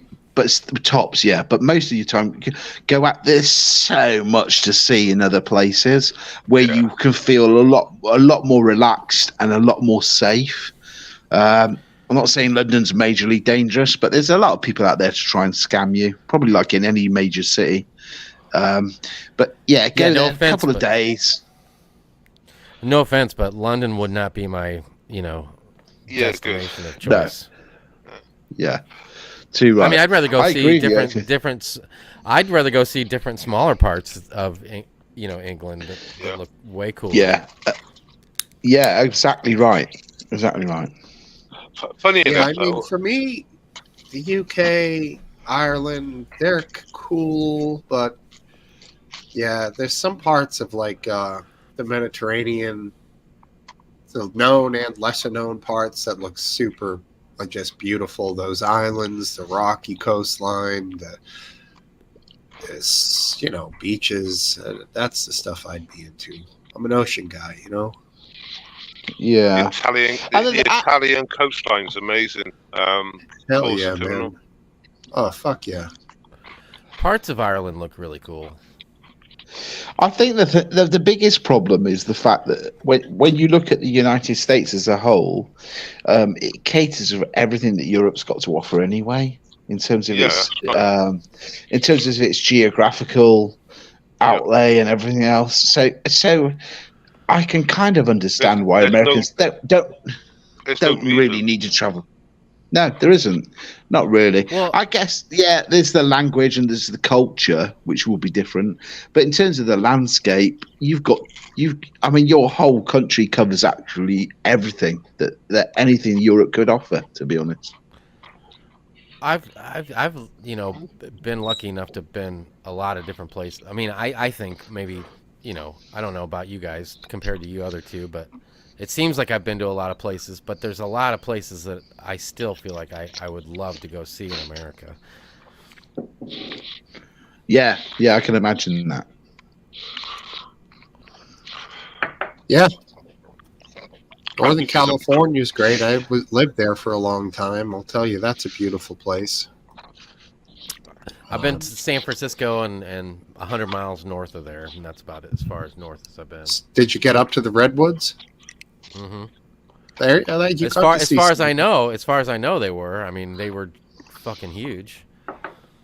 A redwood. It wasn't like I went to. Sequoia. It wasn't like I went to some place that said Redwood Forest and I drove through a gate. I just was No, you, up in you the actually wine, drive wine through country. a tree. Yeah. Well, yeah. Okay. I was up in the wine country. You know where that is? Like, Yes. I don't know what it's called. If you said it, I would know. Sonoma. And then, yeah, exactly. Okay, and then straight over to the ocean, and then up about an hour and a half from there on Highway 1. Yeah. You probably made That it was- barely just into the land of giants, the valley, whatever they call the fucking giant trees and shit. It's great. Yeah, I mean, these trees were just enormous. I mean, just unbelievable. And Were they like areas. redwoods? Yeah, Are they areas connect- where you would cut through, because that highway, we didn't know, but that Highway 1 or whatever, once you start going up north, there's no like turnoffs. You can't we were thinking we were just going to go up for an hour and then cut off and come back around and make a big circle or something. But it was like hours and hours and hours that there was no way to get off of it. There was no major, around here you can't go more than 20 minutes without another major highway intersecting the highway you're on. Sure. Well, it wasn't like that at all there. Yeah, it's out there. And it's a great place to drive a sports car. That road. Yeah, it's Oh, kind of yeah. sketchy though. We got Oh pulled. yeah, wow. I got pulled over for because there was a like a Bronco right behind me, and it's sketchy, dude. You're like, there's like a cliff, and it goes straight down to the ocean, and it's like, fucking like you pull over, and there's rock cliff that you're standing on that goes straight down like 100 foot or whatever. But and the- it's the not grind- uncommon that road will have sections that are like half closed, washed away, rock slides. It's unstable, but continue. Well, we were in a rental, and there was this Bronco that was just on my ass, and I got nervous, so I was smoking a cigarette. When I got done with it, I flicked my cigarette out the window, and the cherries come on this Bronco. It was a cop up in that area, and he just laid into me about forest fires and all this stuff, which he should have. But I was like, dude, I was so nervous from you riding my ass for so long, You're lucky it wasn't OJ. Right. And the Bronco. That's like I've got one of my good friends. He loves America so much. It's an interesting character actually because he retired at the age of 27. He's like made so much money, and he loves going to America. He loves driving. He just loves driving for hours on end. And so he'll arrive in Florida and hire a car, and then he'll drive all the way, say, to like California. And he's told me some interesting stories where the police will stop him, and he says, "Listen, if you ever go to the States, which I've yet to do, and I must do," he says that just when it comes to the police, just obey. Just do not.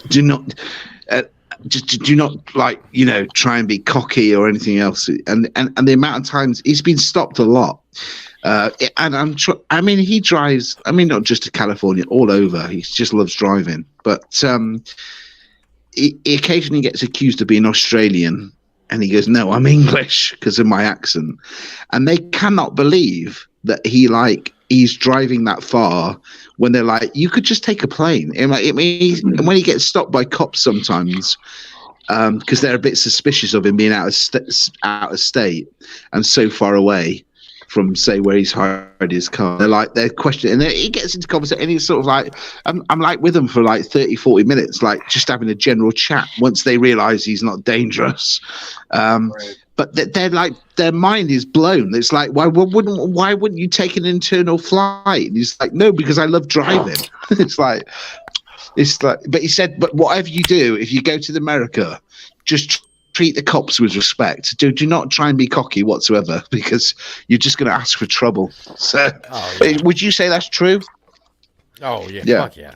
Yeah. I got friends that were, like I've been in some bad situations, but that were like just complete dicks, like I can't believe, like on a float trip for one time we got in some trouble, and they were just like, they weren't even in our canoe, and they just kept riding up with the canoe, just going off on the cops, and I'm just like, dude, you guys just sit back a minute, But I've gotten myself out of situations where I should have been in a lot of trouble from just basically, there's a time you need to be respectful and kiss a little ass, and you don't have to kiss ass because they'll see through that. But I think the best thing you can do is to use the body cam. Don't mention you've got a body cam. Dash cam. Don't mention you've got a dash cam. Let them lie. Let them dig their hole. Don't question them. Don't do anything to them. Let them write their ticket out and then just provide the evidence. Because you haven't like bit back at him and said to him, "It's all on dash cam, mate." Because what they do then, they move somewhere else, don't they? They move somewhere else then. Do you know, when they're checking all your tires, or they won't take you to court after abusing you. But in a way, the best thing to do is say fuck all, just keep the evidence there on audio and obviously visual. But just don't tell them. I was just thinking of that situation, based, and you rowing up there and having a go at this officer for what he was doing to me at the time, and I can't say I would have wished you were there. Oh no, mate, Yeah. no, I wouldn't have had a go. See, because it's like when I've been abroad, I don't fuck with the police abroad.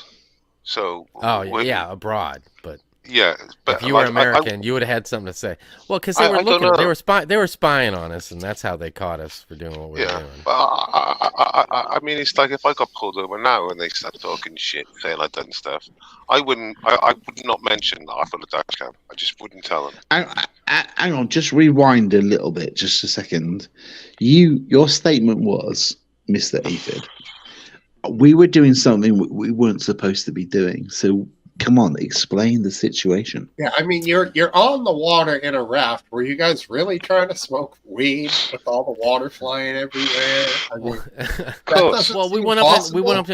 We went up into the woods, is what we did. Oh, you got And off the Yeah. boat and like we got off the huddled up in boat, a went up in the cruise, woods, right? and they were, I guess, across the river or whatever, watching us. But There's no proof in what you guys were doing. I mean, Hang well, there on, wasn't, and we hang almost on, got let me- away with it because. Go ahead, Lee. You say you almost got away with it. Hang on a minute, right? So from what I can gather, you're in some canoes. You're rowing up the river. Yep. You get off and you get into the Yep. woods. Yeah, Yep. and the police take a dislike to this.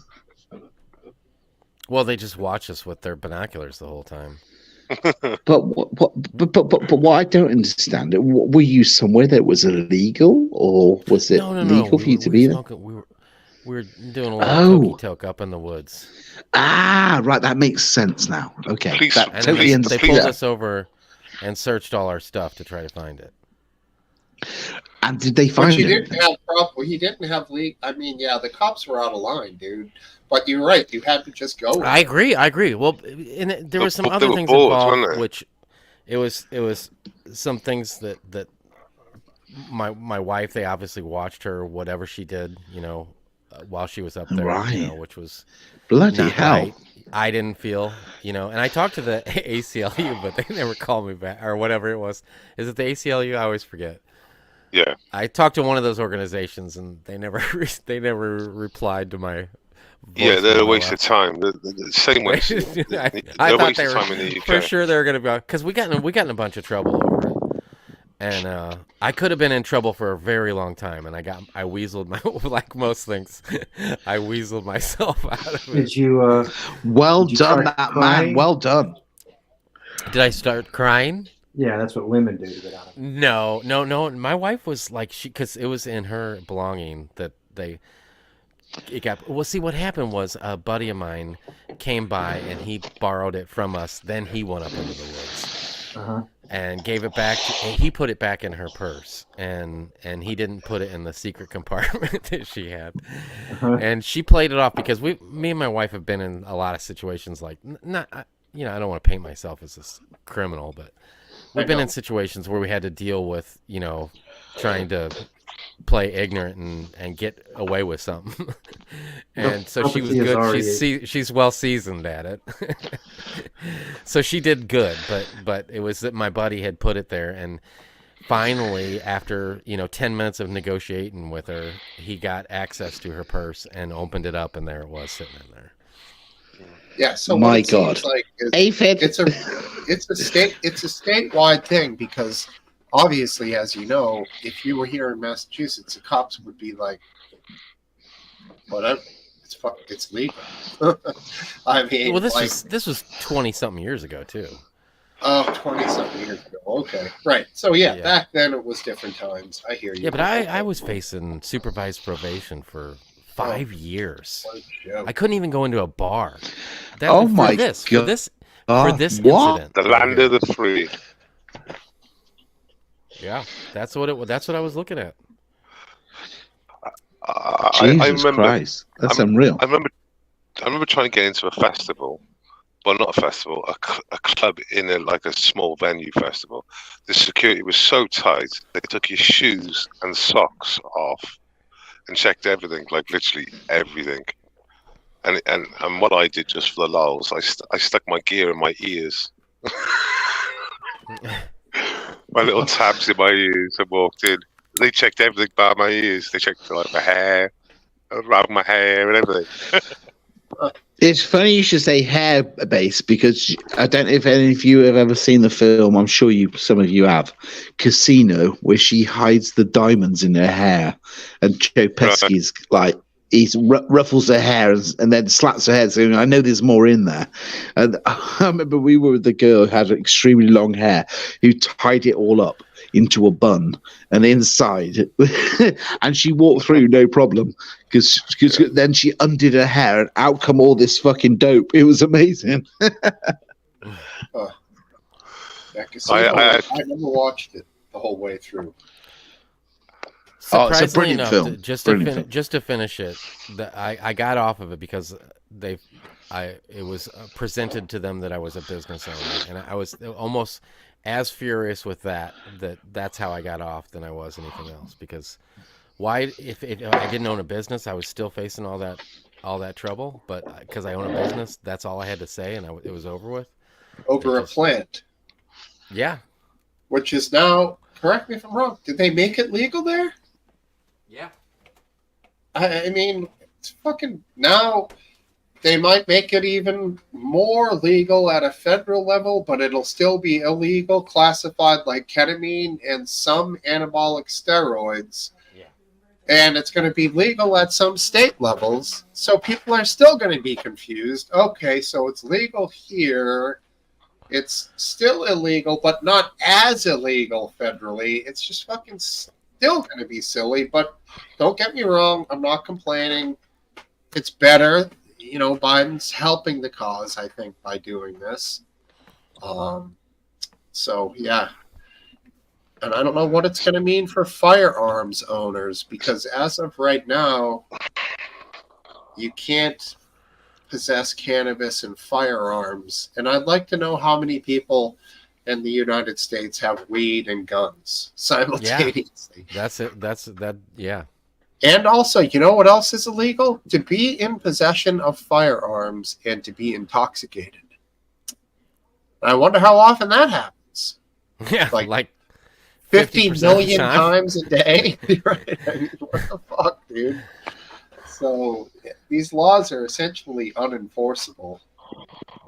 There you are, Lee. Mrs. Lip wanted to add one last.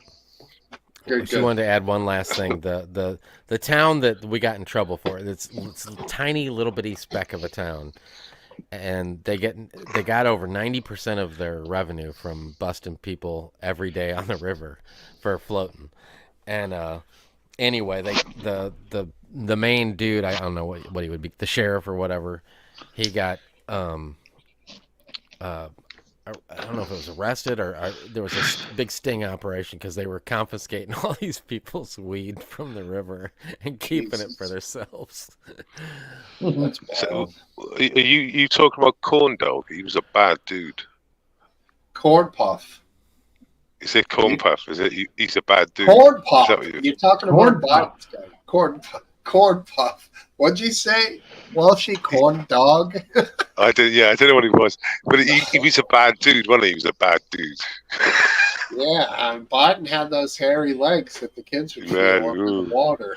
The kids I still can't believe that story that he told in front of that. It sounds like an AI thing, doesn't it? It sounds like it's made up.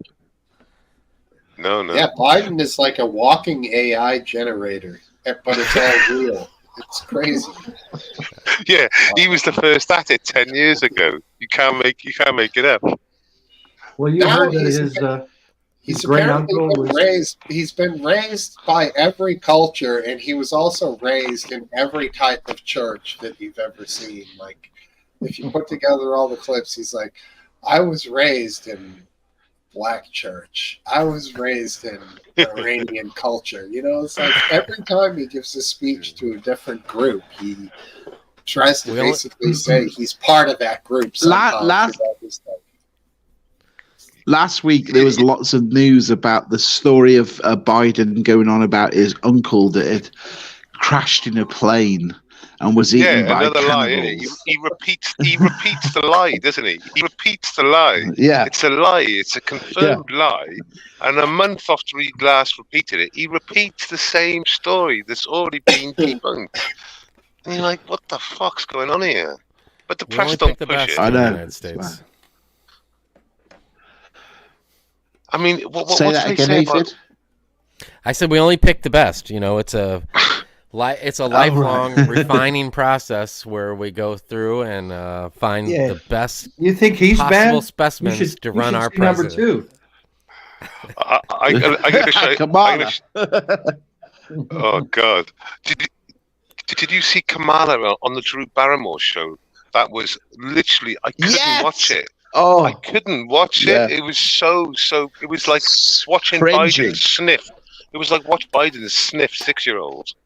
That's how bad it was to fucking watch. If you watch it, she literally says, "We need a mama. We need a mama Camilla or something." And it was just like, what the fuck? Even Camilla looked unstable. And she's taking most things in her mouth. She's taking most things in her mouth. So she just looked uncomfortable as fuck. I don't know if you've seen it, lads. Fucking I haven't. Yeah, if you put it in you Drew got to Barrymore, watch it. It's absolutely it's hard to watch. cringeworthy. Yeah, Drew Barrymore. Yeah, it is. Drew Barrymore, Kamala Harris. Oh my God, it's unreal.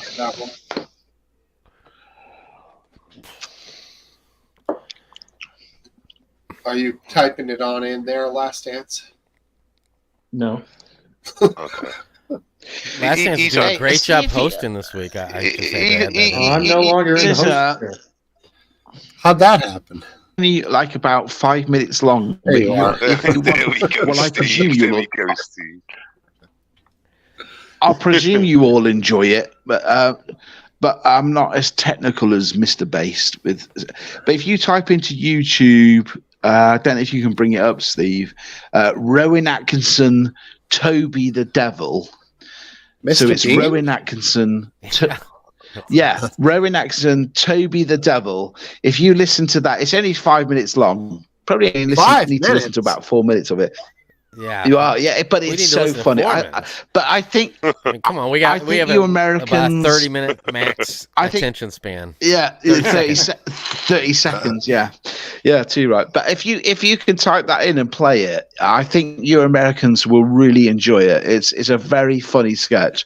It's called Rowan. Rowan Atkinson, Toby the Devil. You need to watch that. If you can bring it up, that would be brilliant. But it's really good. It's really, really good. The older one, 10 years old, or the newer one he's wearing like a redder jacket? It's about 5 minutes and 1 second long. That's the version you need to play. But you'll enjoy it, I promise. He's got it. Yeah. He knows it down to the second. 5 minute, 1 second. I do. Yeah. I was only watching it this afternoon, and I was thinking of you guys I think you'd enjoy this. I really do. All right, we'll give it a run, but when or if it starts to suck, you know what I'm saying? No. Yeah. But yeah. 100%. I understand. All right. And here we go. And I could get this could pretty much get the whole thing banned as well. I'm sure. Really? Serious? Oh my God. Sorry. Then don't bother. I mean, do I really don't care? want you being banned.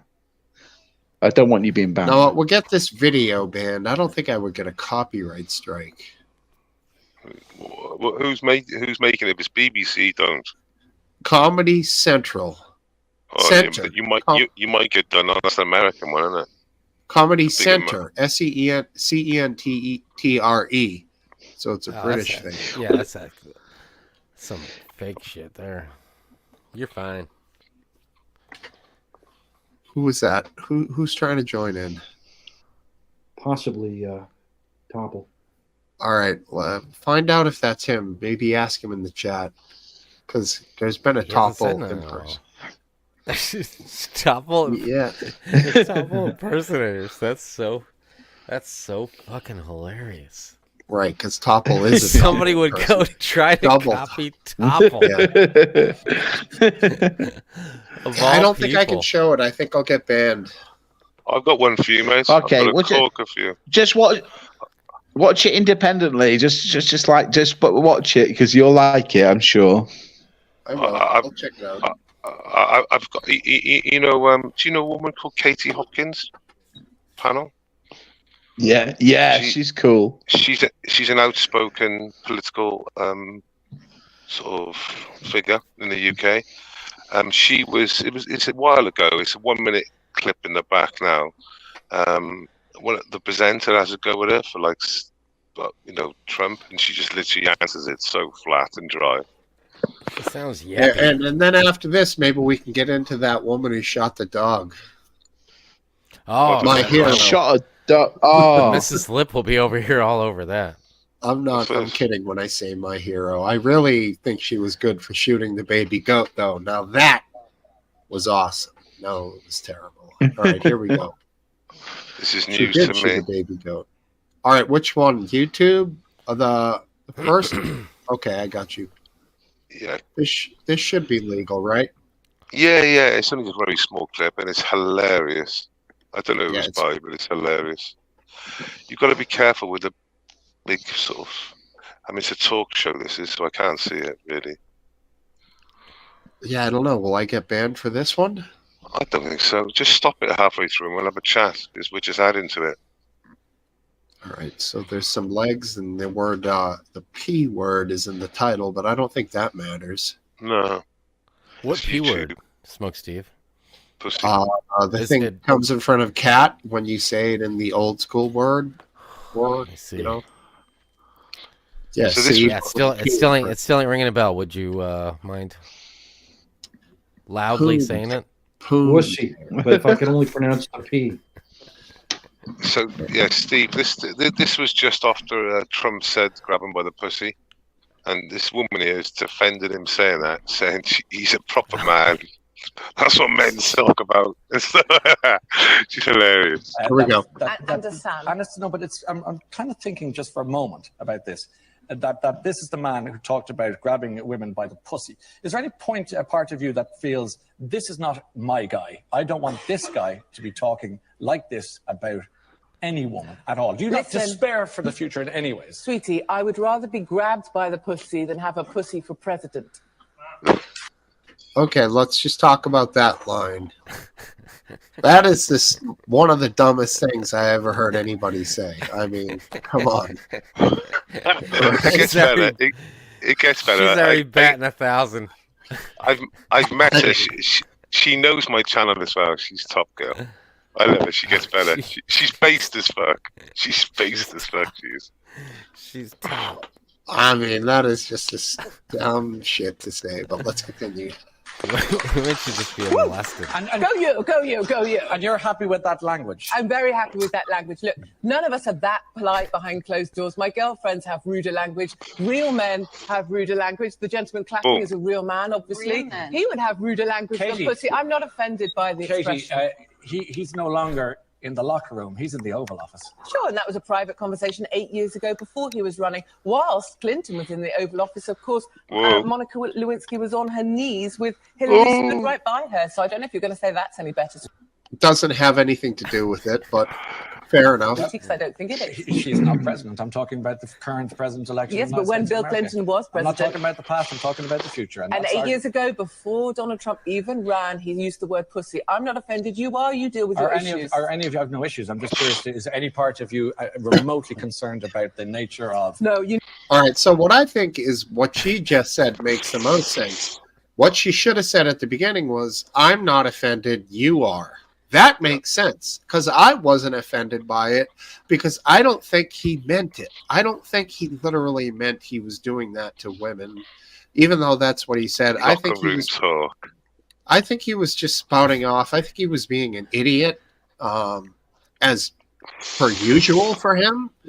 But for her to say, I would rather be grabbed by the pussy than have a pussy for president.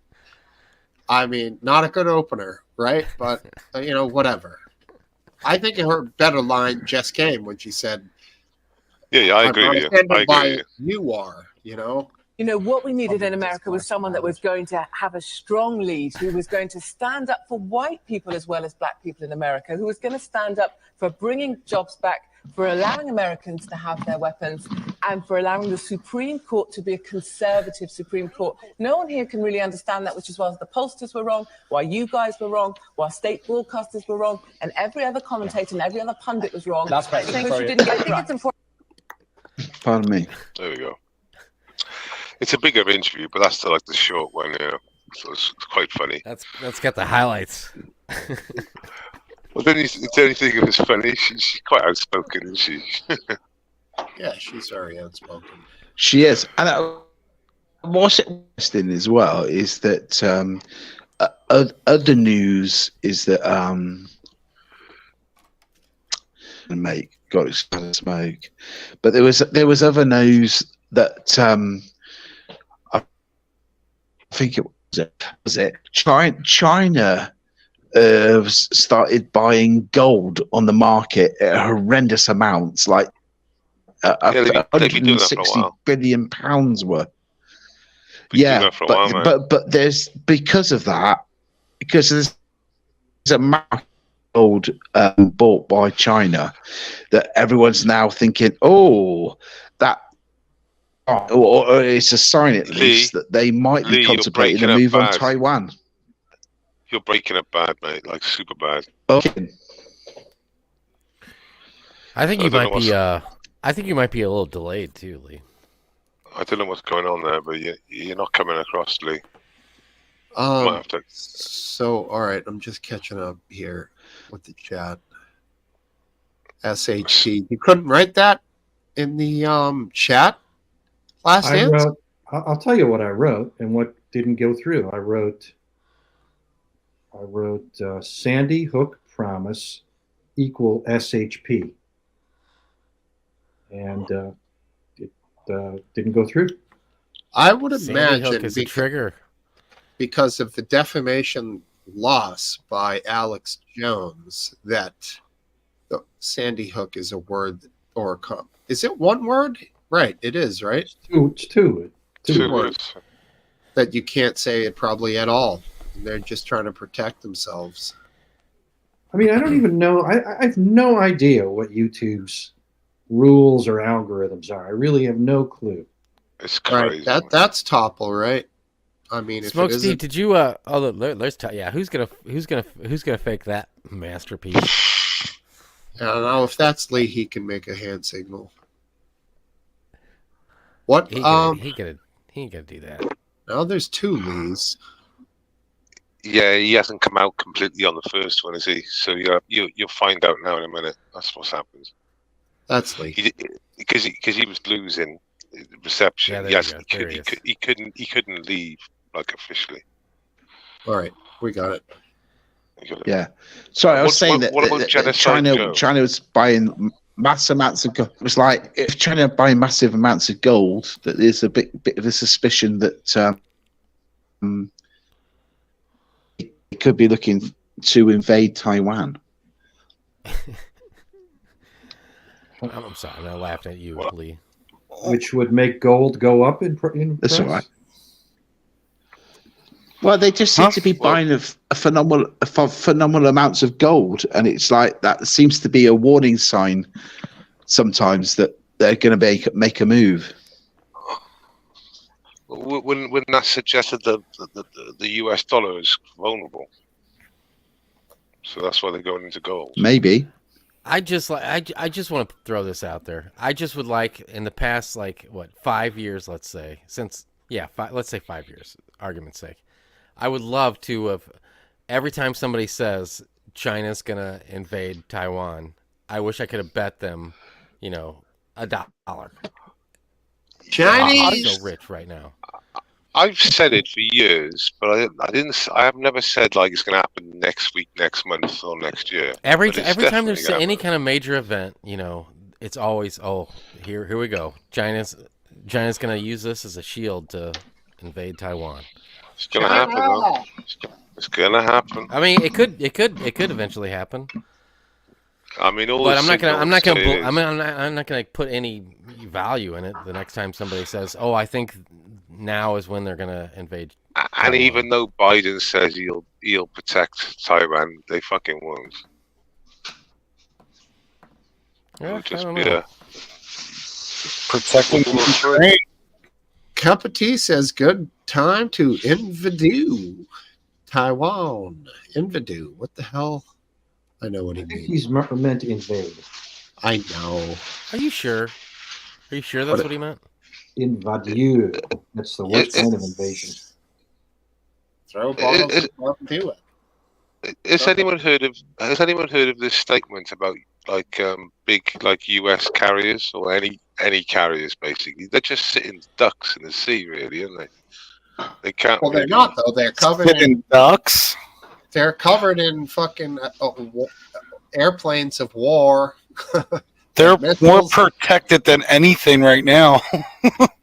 Well, they're vulnerable to missiles. Well, Right. So Well, they they don't. have counter. They have counter.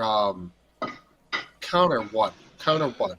they got many ships around them for their anti-missile. They also have planes around them in the sky 24/7. That's not going to Yeah. stop missiles, but they're not called destroyers. I forget what they're called, but yeah, they're highly protected.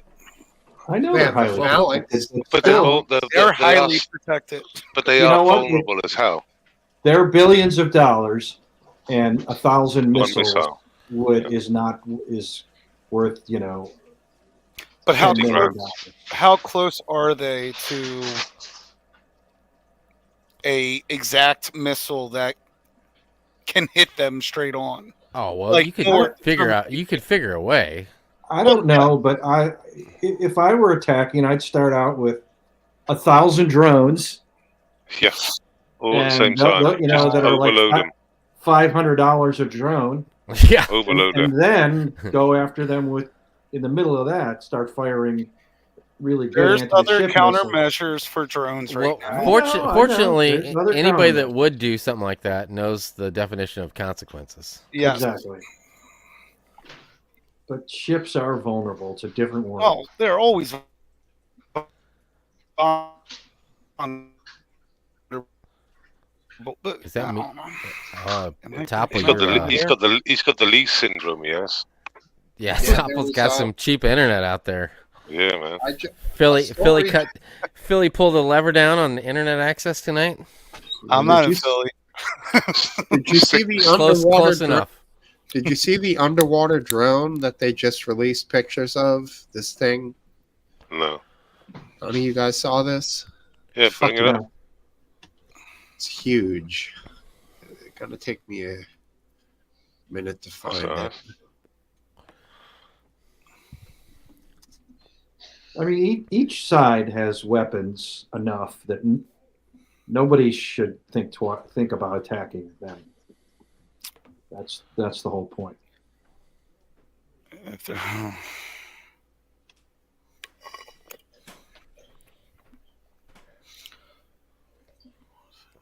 Smokesteve, this whiskey lemonade has 8%. There it is. That's a Stingray. Wow. It's a manta ray underwater drone, extra large, uncrewed underwater vehicle. Yeah, what's behind it for reference point there? That's like a Zodiac. You can see the guy standing Okay. here. That's probably 20 wide, 6 feet. Well, that thing, it's hard to tell because it's in our foreground. Like, it looks like it's way wider than that boat, but is it really? I would say this thing is probably 28 feet across by probably 20 feet long. I'm just guessing. That looks cool as shit, though. It does. Built by Northrop Grumman. So it's expensive as shit. Yep, too. it's government. Yeah, it's a test. I think it's in testing right now, but what they're saying is this thing's going to be able to sit on the sea bottom and then just be like asleep for long periods of time, ready to go if needed. Hell yeah, put those things all over.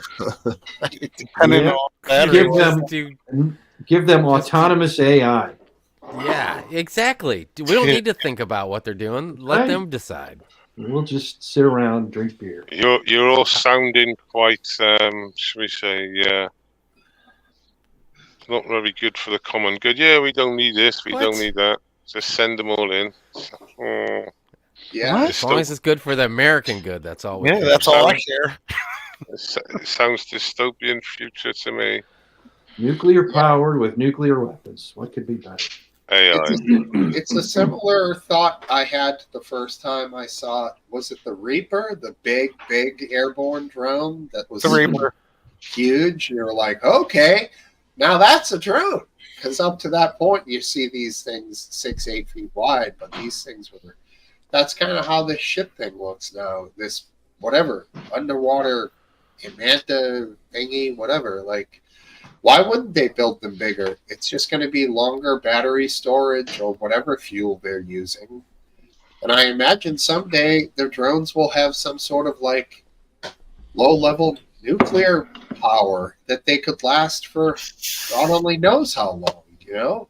Yeah. It just makes sense. And you just got to hack them and then use them against you. That's a Yeah. possibility. For sure. But I don't. The sea is not going to be where the war's at for other countries. No. I'm telling you, satellites. They're gonna attack the satellites. Yep. They could fuck us. They could fuck us up if they do that. Yeah, The whole infrastructure with that. Yep. That's going to be the first attack. They're already doing it every day anyway. Occupy the available screen area. Let me. English wants me to make them like that. Oh, Yeah. Is that better? Topple's on tonight. He wants to see Topple a little better. There you go. That little Give him a finger show. toothbrush. You've done less for bottle cap tokens. Top. For roses.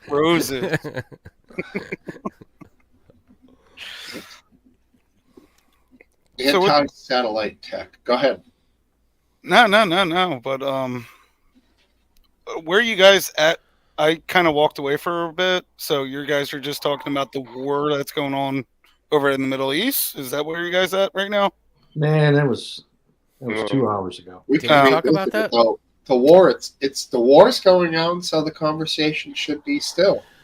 Oh, We did cover the universities, which both of you two bottom. I know. Yeah, I'd You like weren't to say a couple of things about that. One is I'm so sick and tired of these. Well, okay, so liberals. No, I don't think it is liberals. I don't know what these guys are. Pays Like they don't know what gender they are, and I'm sorry, but don't be sorry. they're like these purple-haired losers that keep ruining everything. That's and, more like and, it. That's more like it. Oh, Don't forget the green hair. Don't forget the green ones. Green hair, orange. Yeah, and I'm just telling you, I don't know what the because they're not gay, because I've been to gay bars because of my business, and I don't see anybody that looks like these people here, and they're not for black people. They're not for black people, but they get in on it. Mm-hmm. Sorry, can I call them misfits? Is the word misfits you're looking for? Yeah. I don't know what they are. There we I don't go. know what they are, but they take up I think take up the airtime, and I'm sick of them. Young misfits. I disagree. What? I do. I think people that want to look different aren't necessarily anything worse No, or better. there's people that want to look different that are fine. That's not what I'm talking that's about. I'm that's talking what I about want to these- hear. I'm Look talking about different. these people, and Generalizing, obviously. Yeah, because there's people at Yeah. these rallies that mean good and really care about Palestine and want better for Palestine, but they're not the ones that are getting in the mix. They're not the ones that are getting the camera time. Over the history of counterculture, especially with There's rock and people- roll and there's punk people- music, people look different all through the ages. I understand that. There's Black Lives Matter people. There's No, people no. that care about. I'm There's not talking people. about Hold that. on. There's care about the wrongdoings that we've had. Let's get and this then right. you got Group, this. Then he you got does this not group that support always Black Lives runs Matter. in the camera Aphid, causes a big ruckus over it. And it's the same people. It's the same people. Okay, so what Steve's trying to say, or I think we're in agreement here. Just like ginger-haired people, not all of them are crazy misfits. Exactly. Like not all terrorist attacks are committed by a certain ideology, but most are. So it's the same sort of thing. That's what Ape is trying to say, and I agree. Just since you're on my page, Base, just like how a lot of right-wing extremists are just complete morons. Some of them aren't, but people like you, Based, are. You know what I'm saying? You with me? No, I'm just kidding. Wow. No, you're not. Hey, Scum TV is here. No, we were on the same page. I just want to see if he would Go along with it. I'm just kidding. We've had a weird situation this week, which Base will be, I'm sure, has got opinions about as well. Right, so you've got a prime minister who said we're going to solve the migrant situation by flying anybody that comes into this country with no identification, that can't prove who they are, this, that, and the other. We're going to fly them to Rwanda. And there was a lot of appeals against this, because it's costing us between £7 and £8 million a day to house these migrants. Anyway, it's 11 million. Right, 11 million. There you go. Even more. Then now, finally, he wins it through Parliament and the House of Lords. He finally gets the votes that we can start flying to Rwanda. Here's the weirdest thing of all, right? The British population in the main is getting fed up of all these people coming over, so we finally get the right to fly them off to Rwanda, paying I think something like £10 million a month to be able to fly them over. Loads of flights ready to take them, and then this is the weird thing so most of the population is in agreement. You know, they just can't keep coming in like they are. And then the buses turn up at hotels where they're housed in London to take them to the airport to fly them to Rwanda. And there's these do-gooders that are going, oh no, they've got human rights, you can't do that. Now, I saw the pictures this week, and I'm sure you did as well, Based, and there was like only probably about 30 or 40 people around various different buses in each location with immigrants have got rights. They're human as well. And they're like, when you look at the picture very carefully, which I did, they're almost like they're stage actors. And they managed to give the government a U-turn and go, oh, we can't do it today because of all these protesters. The police should have just gone in and arrested them. I mean, they're all like that. No, I don't think there's anyone there that's older than about 25. I mean, they should have just gone in, pushed them out the way, arrested them, and got the buses on the way with these immigrants. And yet they seem to have won the war. It's just ridiculous that the government now have to turn around and go, oh, we're abandoning that. Not wholly, but just for today because of these protesters. And when you look at the pictures, you think you could have sorted this out in 5 minutes. What on earth are we playing at? It's a disgrace, an absolute disgrace. Yeah, but all right. Yeah, but I saw footage of your guys's like the same shit that's going on over here right now. And if you're going to like a fabric store and picking up some, several foot long of some speckled fabric, so you could wrap it around your neck and make it look like, you're some white guy, and you're gonna wrap this shit around your neck and act like you're some, Palestinian, supporter because you got some speckled thing wrapped around your neck. You're doing it for all the wrong reasons. Exactly. LARPing as Hamas terrorists is not a good idea either. Well, was it tonight that it was announced that there was, I think it was in Leeds actually, that there was a Muslim group that have won the council, it was local electoral council, which would be like your local state elections. And there he is going, Palestine, death to Israelis, Allah Akbar, and everything. Alan Snackbar. Yeah.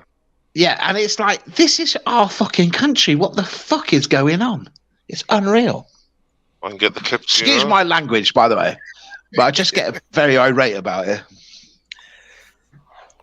What do you mean by it's your country? Like, it should only be white people? Mate, no, this is not America. I think this is not America.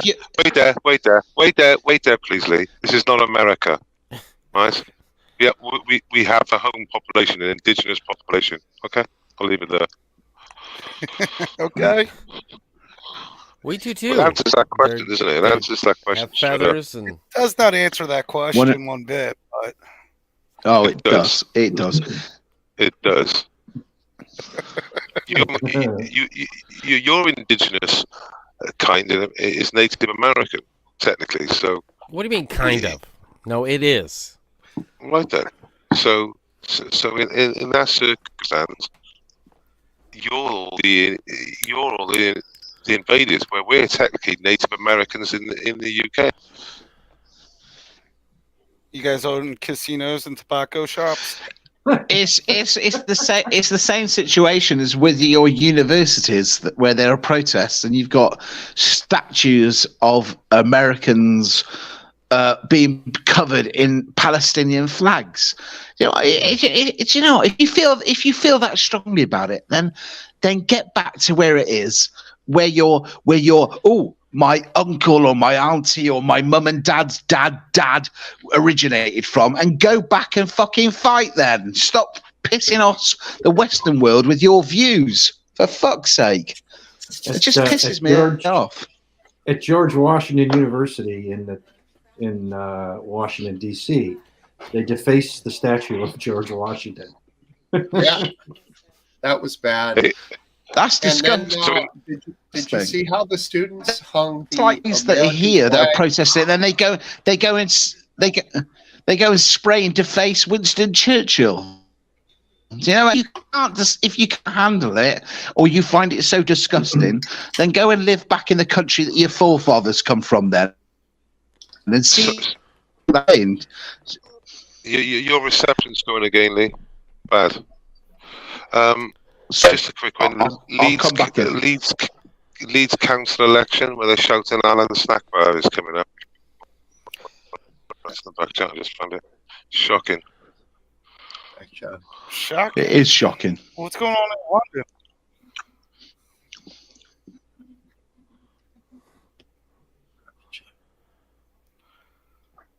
London's already gone. What is this now?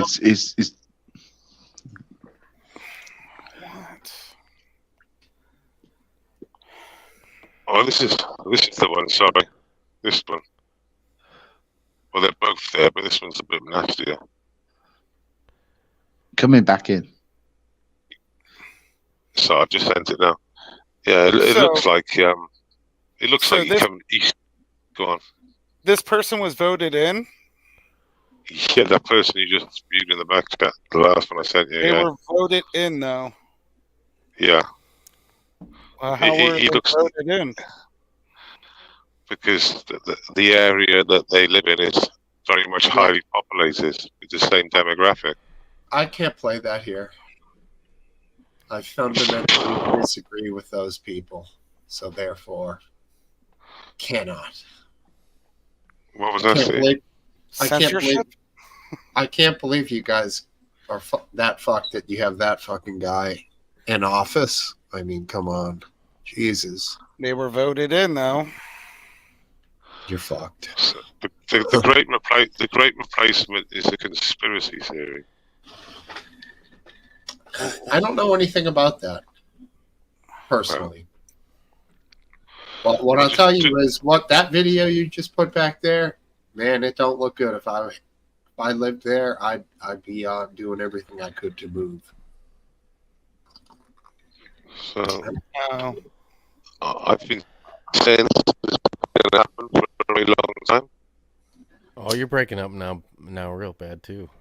Basically. Yeah, they're catching up with you too, Welsh dog. Yeah, it's because I keep on going in and out on Twitter. Let me come out and come in clean. Yes. Europe shutting down over there. Europe. All right, now it's only the Americans. Let's talk about how fucked up that country is. Talk about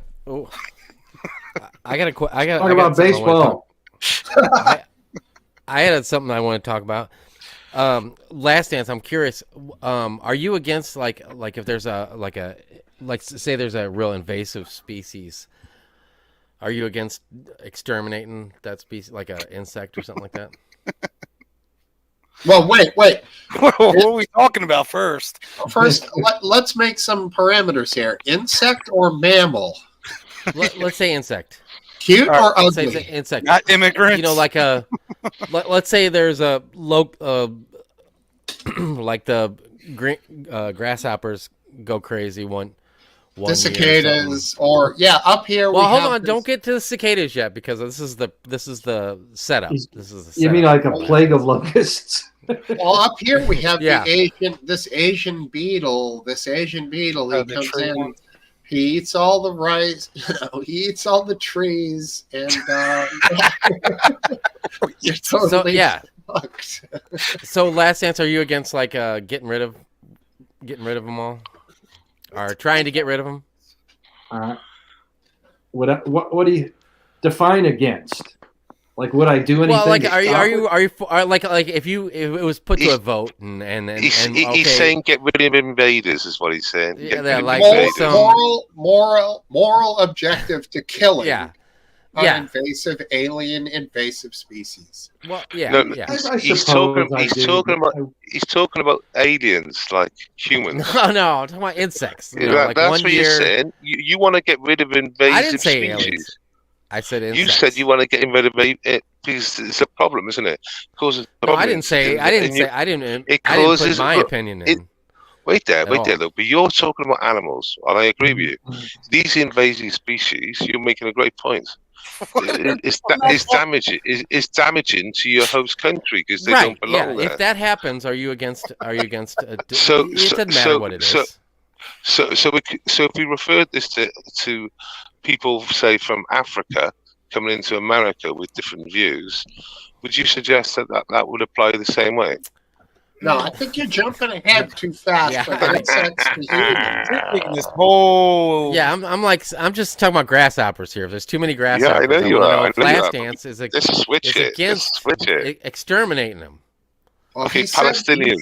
Essentially, Genocide. yes, but no. Yes, he said he was. So, see, like, what if they were tearing all the shit up? You know, like, you don't think we should do anything about it? Like, spray them down?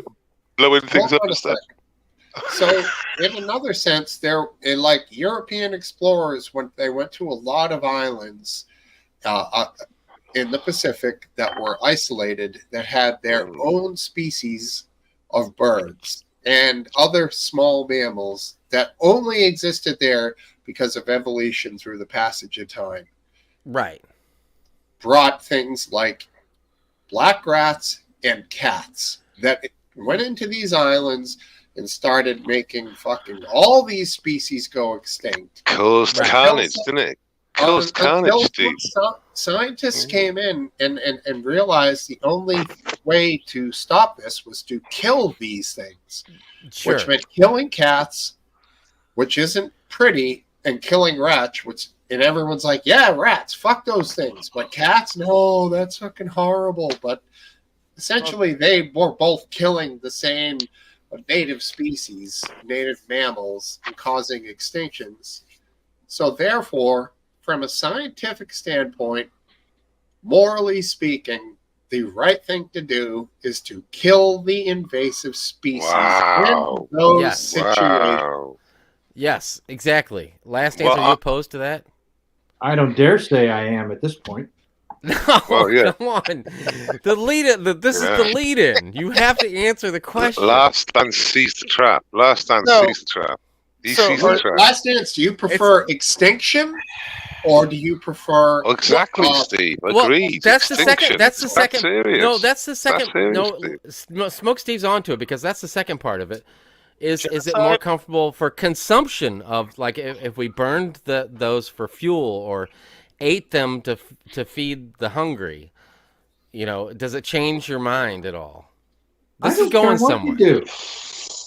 Well, I mean, are you against it? Or are you like do you think we should let nature take its course and one species, whether whoever introduced it to that area or not, is irrelevant? I don't know. I mean, it's nothing to do with. Blame the politicians, Aphid. Blame the politicians for allowing it. Here's another example by you. Well, let me get to my point. Because go ahead. I know your point. My point is Last Dance's veganism fascinates me, and I know that there's a line somewhere. And what fascinates me is that lines exist, and I know that there is a line where you can cross or you can't cross. And my point is there's going to be this overpopulation of cicadas this summer because we have two broods meeting. Yeah, two broods meeting at the same time, and we're going to be, it's going to be like cicada chaos is, I think, how I understand that.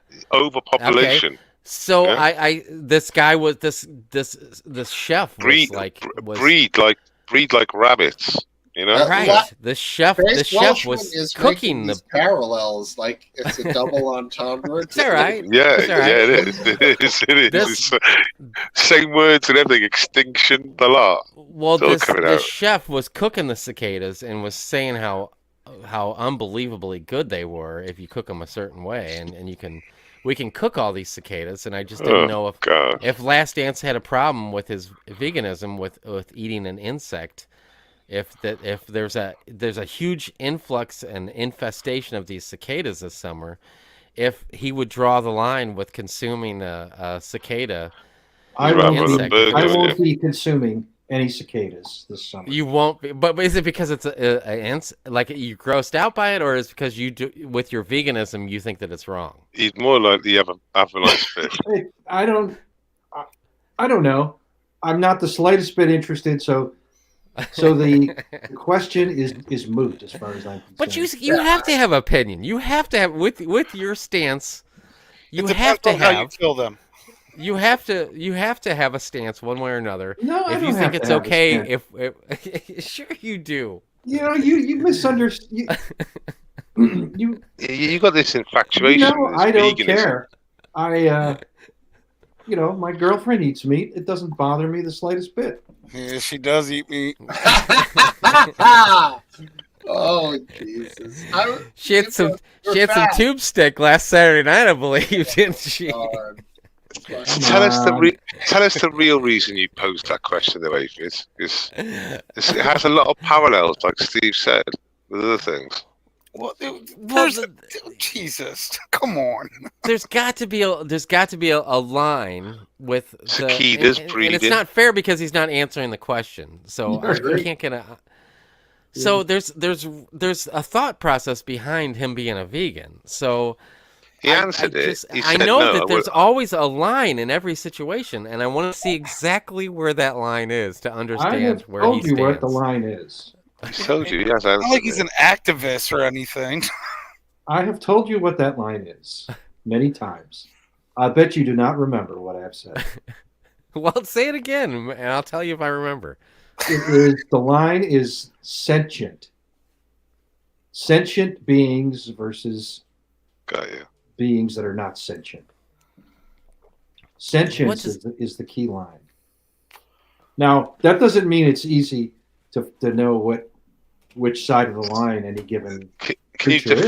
Can you define the word for me? I believe I understand the word. I've heard it before. Sentient is feeling or thinking or something like that. Let's look at the dictionary definition. Yeah, please.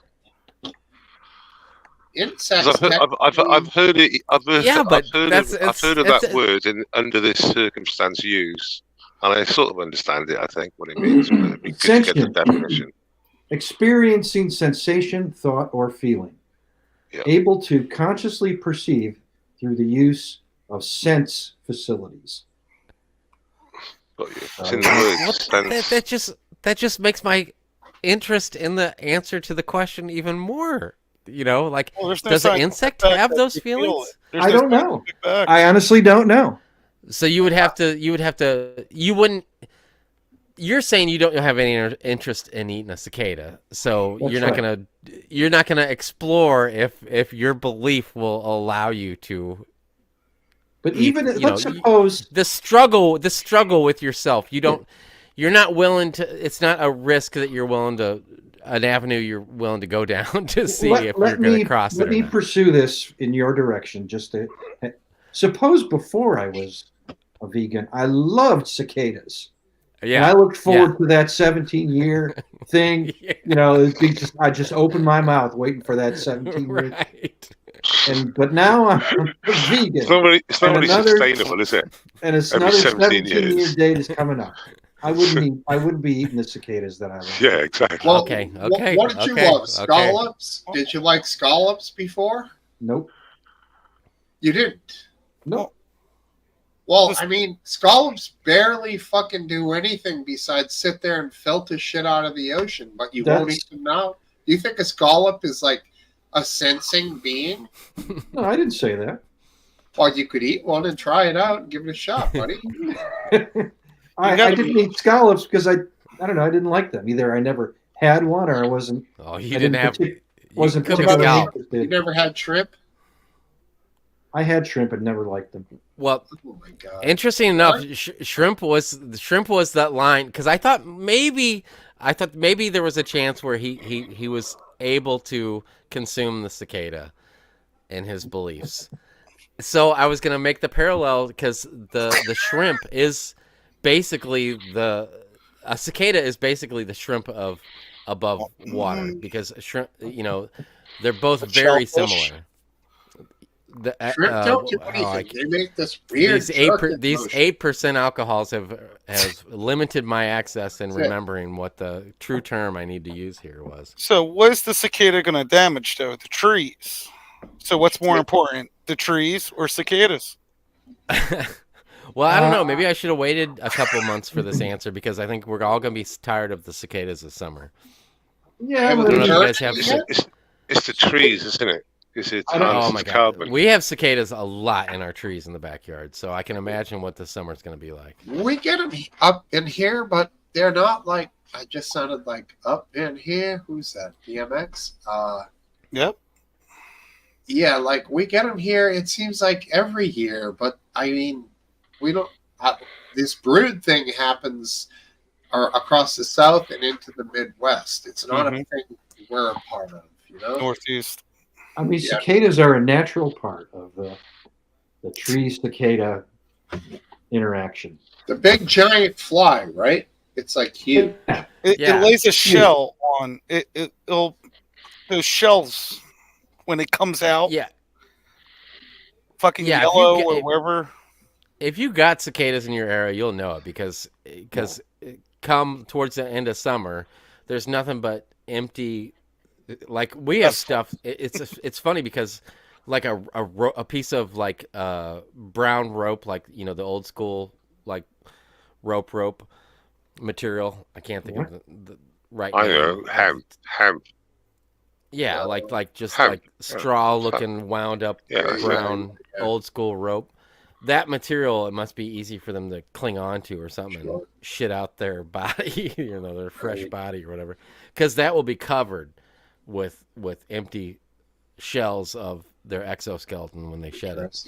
Yeah, see, we have a lot of cicada killers here, and because of those are badass, dude. Those are badass. Yeah, you hear that buzz up high in the tree, then you'll see the cicada killers coming out of their holes, and they're all flying up. It's a giant fucking wasp, dude. It's huge. Yeah. They're usually in the ground now. It's got like a cicadas will be black in the tree, body with yellow stripes around it. And you see the killers coming up out of the ground, and they're rising up into the trees. They catch them. I've watched it. They get them, and then they bring them back down into the ground, and the cicada killers lay their egg inside the cicada and paralyze it with the sting. And then the cicadas, it stays alive, and then the baby cicada killers are born and eat the cicada as they're growing up. It's awesome. It's brilliant. Nice. It's like being born on a buffet. Yeah, it's you brilliant. Eat your way out to the exit. if they're far away from their hole, like where they're taking it, they climb up the tree and they fly carrying it, but they're almost the same size. A cicada killer's it's big, man. And it looks like something that would just tear the shit out of you is what it looks like. They don't. It climbs up the tree and flies, and it's carrying this huge ass. Cicadas are not little; they're big too. Yeah, they're huge. And it can't fly like straight, so it flies like down towards the ground, and it crawls up the next tree.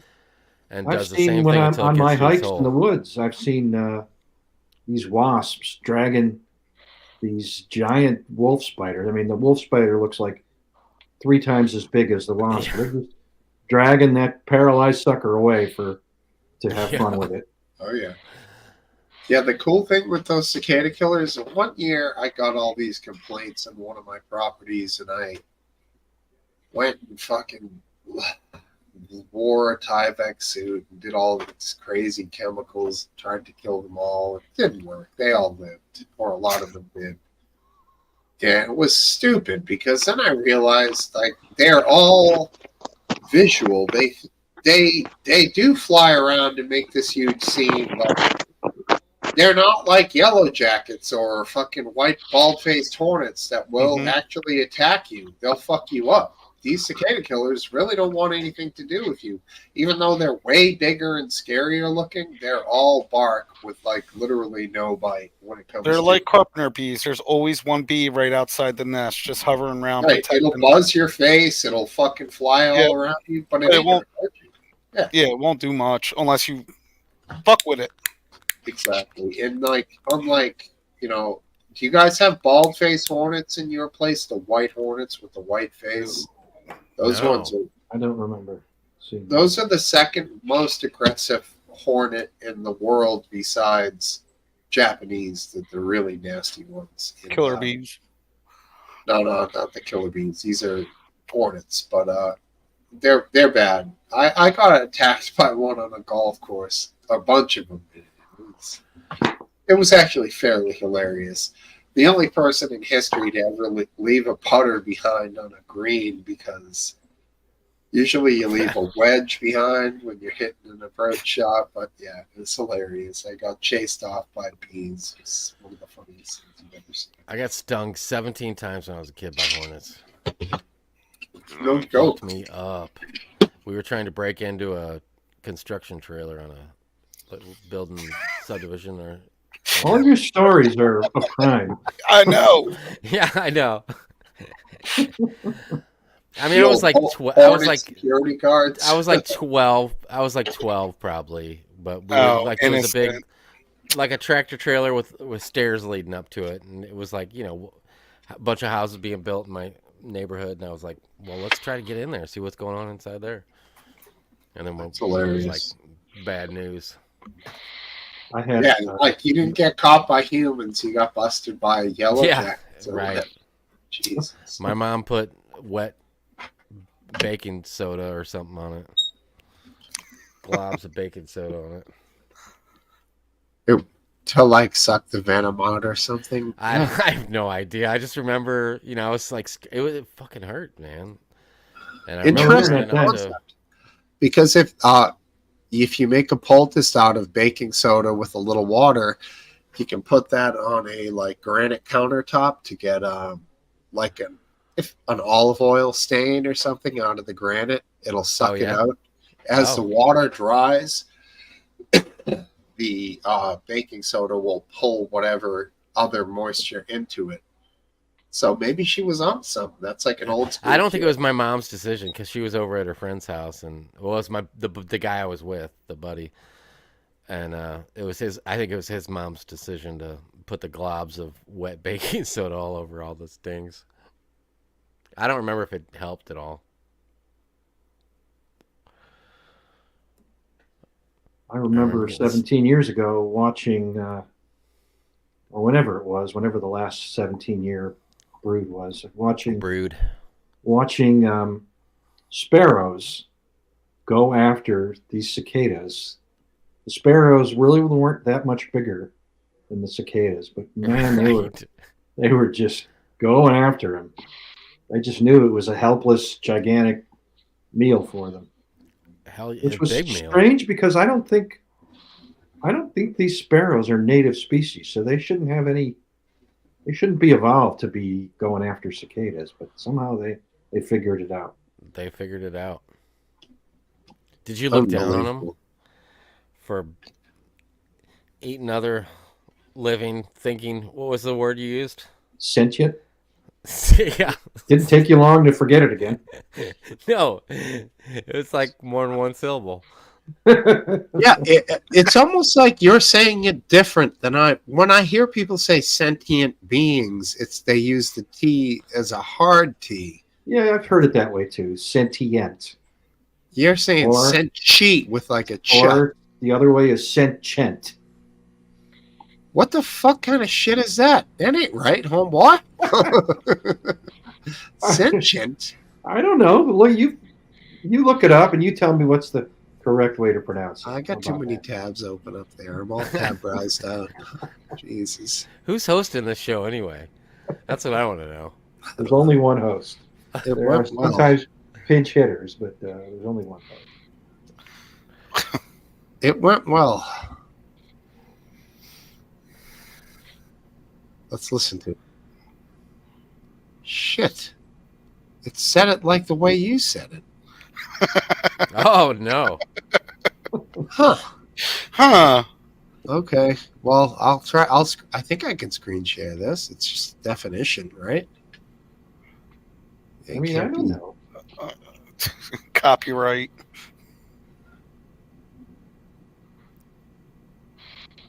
All right, everyone listening? Yes. Yeah, I'm listening. Wow, that was Sentient. very subtle. Sentient. Oh, One more. Sentient. that's like chent. Sentient. I don't know. More similar to how Last Dance said it. Yeah, that's what I mean. It's not sentient, like No. I thought. Yeah, I where is wonder how they pronounce it in the UK. They pronounce everything differently. Oh yeah. I missed the first 5 minutes. Did Last Dance play a song? Yeah. Here Comes the Sun. It's awesome. Oh. His favorite. Yep.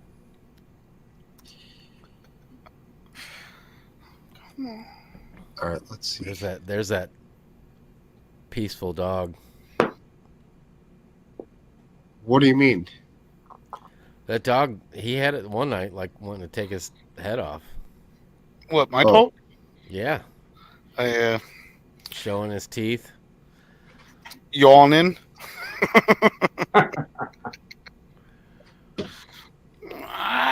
That's the rat terrier. Oh yeah, weren't you going to talk about that lady that shot that dog?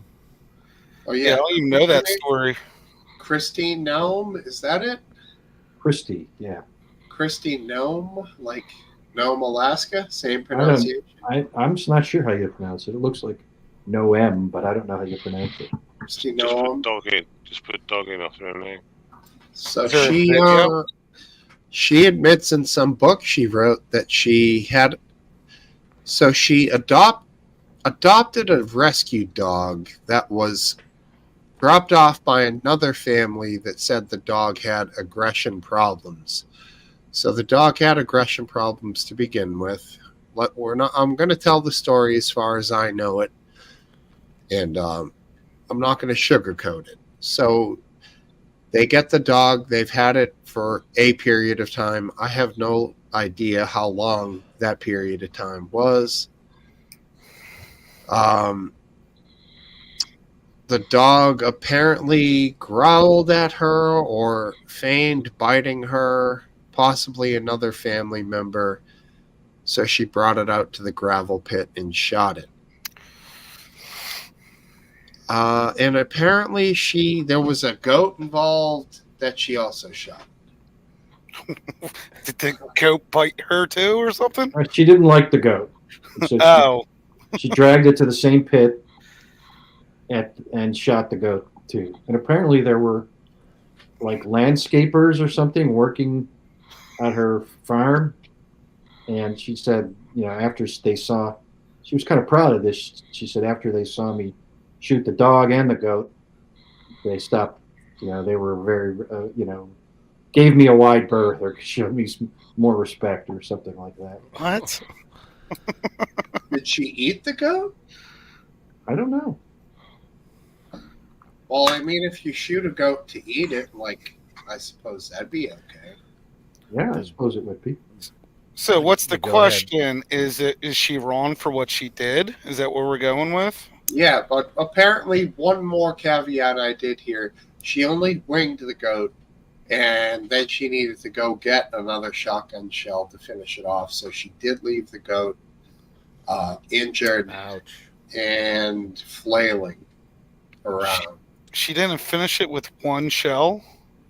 Yeah, it wasn't a very Shotgun? big goat. Yeah, shotgun? Holy shit. Bingo. They must got some thick skulls. Dude, she probably had it on a hip, Birdshot. or on her hip, and she was thinking she was like maybe she wasn't, aiming it properly with her eye down the barrel, and who knows? She shot it. Was in the goat leg. sentient? Definitely, goats are sentient. Well, if the dog was an aggressive dog, there's nothing wrong with putting the dog down. Right. So the But dog it had depends on been. what she calls aggressive compared to what others call aggressive.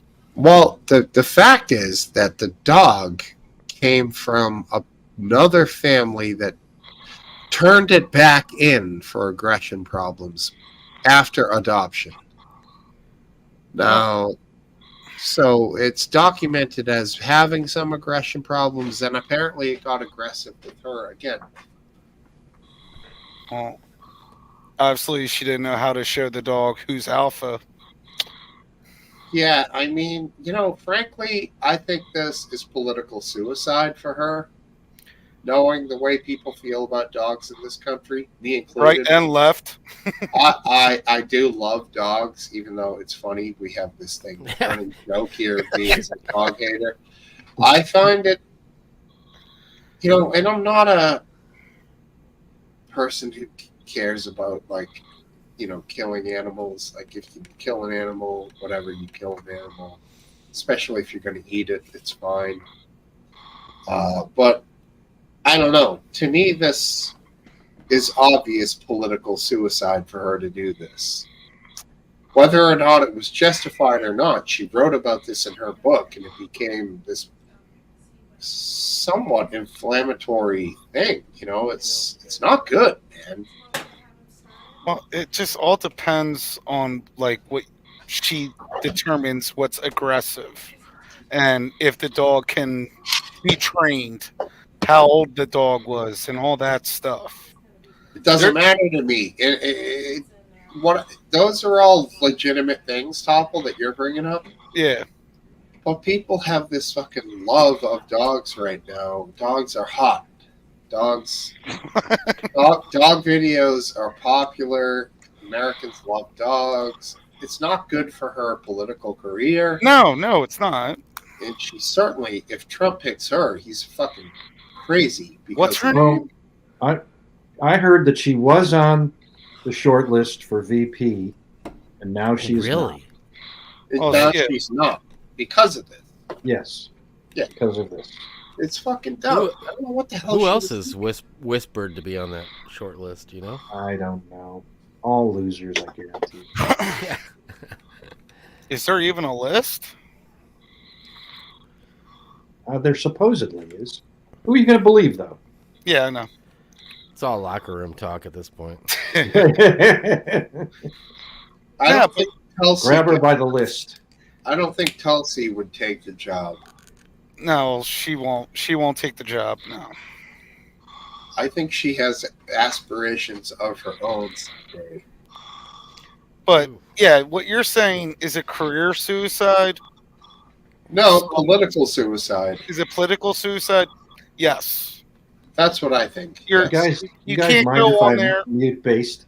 Yes, No, kill him. Is he snoring? Oh yeah, he is, isn't he? He's breathing as heavy as the. Well, just kick him. He's not coming. Usain Bolt when he won the 100. He doesn't have to be kicked if he wakes up. Well, I mean, I don't think he would be offended. He wakes up and he's not on here. So, what do you think, Smokesteve? I mean, I wish we could put. If he's sleeping, just he can click on back again. Yeah. We should have Trigger on camera for this conversation. Or, I don't know. I would say mute him and leave him muted, and he can decide. We can get our pictures bigger though if he's gone.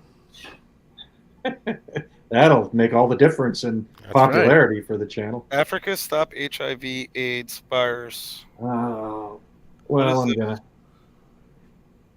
All right. Are we protesting? Yeah, go ahead. Give him the old boot there, last dance. Lightning fast reaction there, buddy.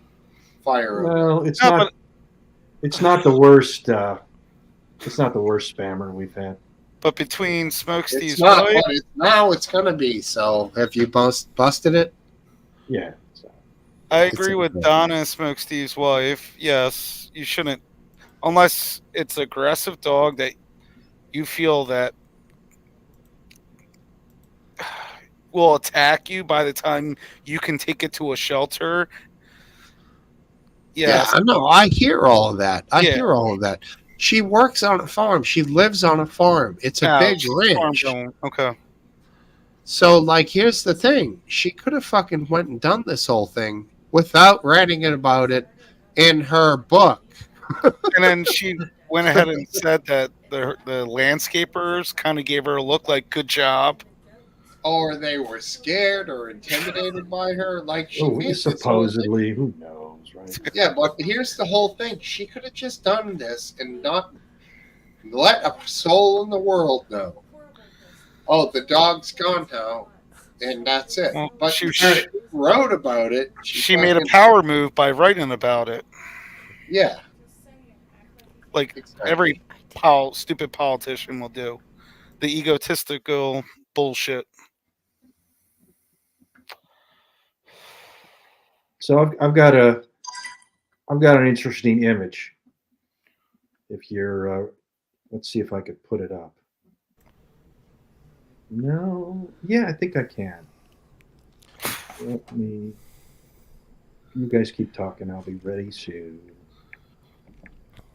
So, what are you gonna do to kill all these cicadas, Aphid? Well, I was hoping we could eat them. You want to eat them? Yeah, I heard this. There was this chef on there, and he was talking about how good they are and similar they are to shrimp. All right. You gonna bread them and fry them? Well, I don't. You know, we got lots of cicadas here, and I don't know how you catch them unless you climbed up a tree. And you can see them dancing between the two trees, but I think they do sell traps for them. They're attracted to something. I think there are traps for them. But if you have so many, you're just gonna fill that up right away. Right. Well, then you can eat a lot of them. You guys celebrating Cinco de Mayo tomorrow and making a bunch of Mexican food? Oh, heck yeah. We don't have I any will. here for food, so we're going to do a nice shop tomorrow. Sunday shop for the week, right? That's Hell yeah. Hell yeah. Some Mexicans can be had around here. So do you guys, like, besides you, last name, sorry, but that Mexican beef where they, like, you cook it for a long time, then it's shredded, they call it birria or birria. Oh, yeah. You make that? Birria. Yeah. You make it? Never heard of it. Yeah, I've made it. So you do it in, like, a Dutch oven or the crock pot or something? Dutch oven. And then you add a bunch of spices, peppers, all that shit. Yeah, well, what I do is I put a bunch of spices and peppers and stuff in a blender and then pour some beef broth on it and blend that up and then use that as the stock to cook the usually chuck type beef in. Cheap stuff, right? Bottom round, chuck, whatever. Yeah. Pot Chuck roast meat. Yeah, exactly. And you cut it. Cook it until it falls apart. Isn't it? And then what I do is I shred it and put it on like a sheet pan, put it in the broiler and get a little bit of a crisp on it, and then I use it for tacos or whatever, burritos. Isn't it stringy as like, well, Stringville when you eat it? No, like fat stringy. What do you mean stringy? Like the beef is like stringy. I don't know. It's like pot Well, I mean, roast. yeah, It's weird. it's like pot roast meat. Yeah, it's like pot roast meat. I don't love that. Well, then you're not gonna like that. I would suggest getting Is some it better chicken thighs. Well, what about just good old taco meat with like ground beef? I mean, yeah, that's what you do every once Every a week. Wednesday or whatever. Right? Yeah, Taco Tuesday, but not for Cinco de Mayo. You want to do something a little more special for Cinco de Mayo. Because, like, that's not real authentic. That's like, Americanized, ground a pound of ground beef and tear the foil pack of Taco Bell seasoning and dump it in there and pour a cup of water in there. Old El Paso, maybe. Right, exactly. Where do But this is Cinco de Mayo, dude. You got to go out and put a little planning into it. And fish? if you don't like birria, then you can do pork. You can do Fish tacos. That's my thing. Oh, fish, dude. Fish tacos are the shit. Pickle up some red onions. Oh, Pickle. yeah. You take red onions, chop them up thin, put them in a coffee cup with some apple cider vinegar and some water and some sugar, and let them sit there for a while. And then How long? Like 15 minutes? Not long. You could do it for 15, but 30 would be better. Hour would be even better. So it's like thin slice, pickle up quick is what you're saying. Yeah.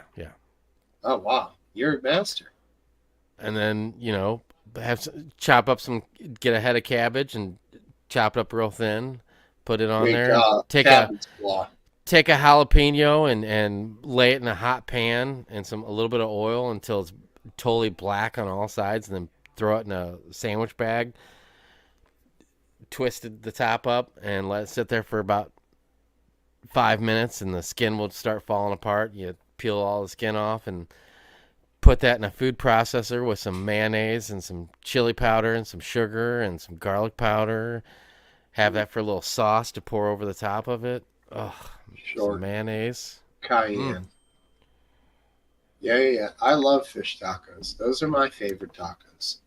I'm telling you, dude. Fish tacos. You can't go wrong with fish tacos. It's a fish. My favorite. We can't get up here. Mahi. Yeah, mahi's a good one to use for that. Dude, cannot get them here.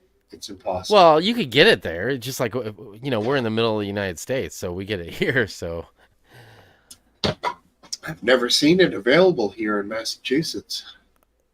Really? Like you can't go to a grocery store and get some frozen cod, haddock, lobster, tilapia. You got tilapia up there? Tilapia is always farm raised. It's not native. Yeah, it's shit. It's shit fish, but it's cheap and it's readily available. Swai, that's another one that's shit. We don't have that. Yeah.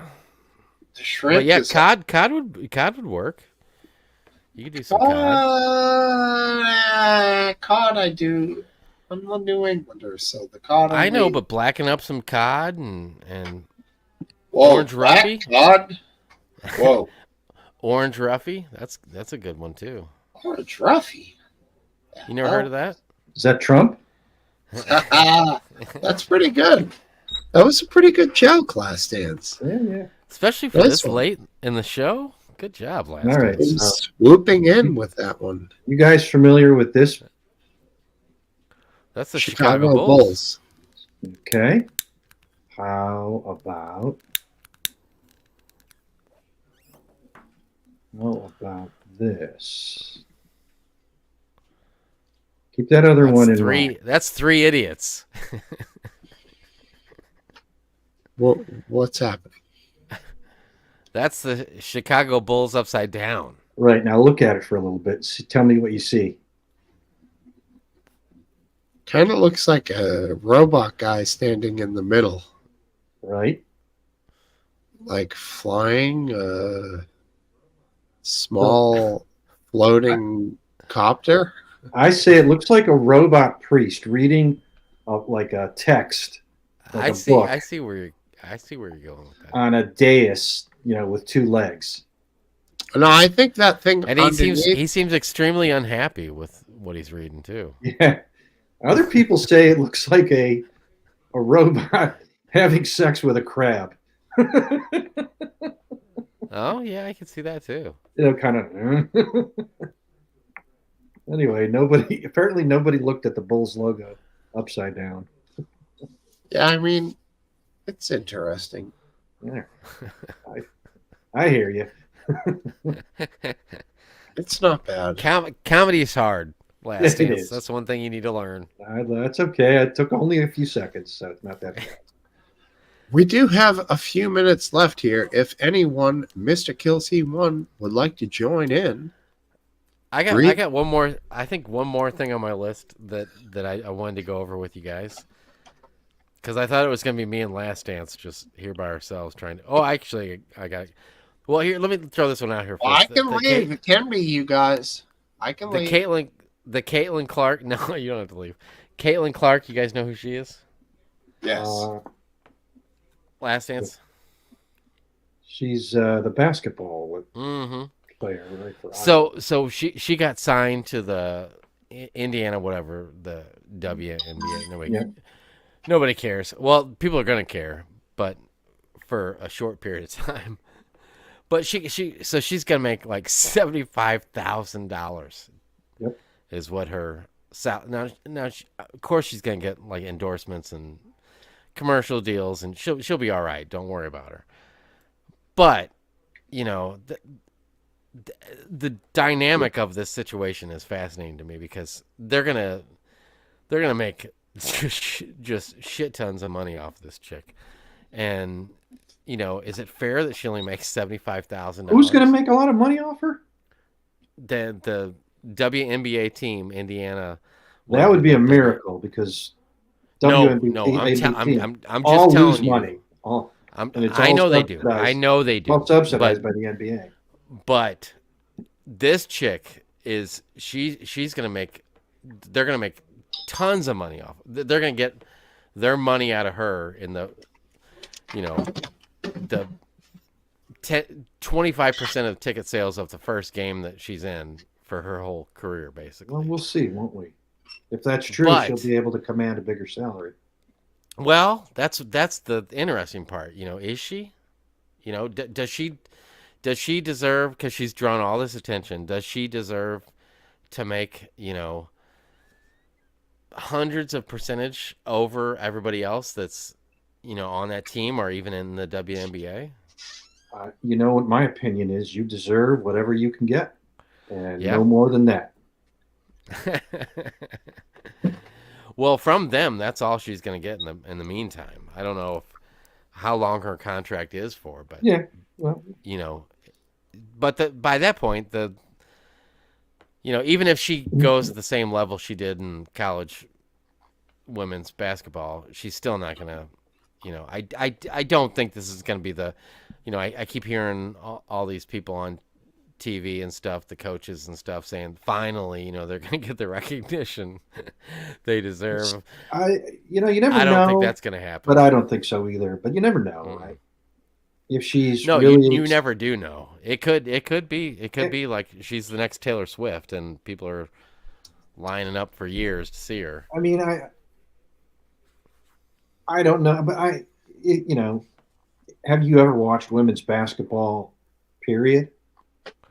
No, but to be honest with you, I've never sat through a full men's NBA basketball. That's a good point. Who watches basketball anymore? Well, there's a lot of people that do. I don't watch basketball anymore. Just because we don't doesn't mean that there isn't people. I used to watch it, but it's just kind of boring now. NBA or college? NBA. College is exciting because college fans are exciting. So the game has a tremendous excitement in kind of the crowd, but pro, and it's just a 3-point shooting contest in the pros. Right. Okay, so the other thing I had to go over was, did you guys know who Isaiah Lee is by any chance? Well, real quick, did you hear what Antonio Brown said about Caitlin Clark? No, what did he say? He tweeted about her. And it's actually hard to find it now. Nobody wants to say it again. Couldn't have been very encouraging. It was not encouraging at all. Oh. He basically said she looks like she doesn't trim downstairs or something like that.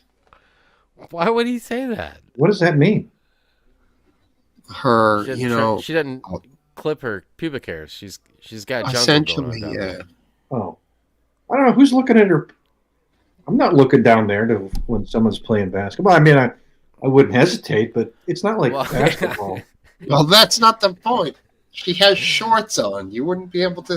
If you could see them with basketball shorts, yeah, then there's a problem. But otherwise, it's not territory that should be covered by this ex-NFL fucking loser who's Right. basically, I mean, I follow him on Twitter because I find some of his shit to be somewhat entertaining, but that was uselessly absurd and vulgar. Like, to somebody who has cringeworthy. Yeah. no connection to him, and she's a burgeoning athlete who has nothing has made her famous other than her athletic ability. Right. So just let her go and, deal with the rest of the fucking creation that's on social media, I think, is what he should be doing. People Well, she's who've on a already... high right. She's on a high right now, so I can only imagine that's going to not do anything good for him. Well, she just blocked him. That was her only action. Yeah. Which was smart because... Seems reasonable. Right. Random Donnie Goon says is here. Donnie said he said she looks like Mel Gibson. That's, I mean... She looks Okay, so Isaiah Lee, you guys don't remember that name? You'll know who he is. He was the guy that jumped up on stage and tried to stab Dave Chappelle. Oh, okay. So I guess he's getting ready to go to trial. And to preface this, he identifies as bisexual.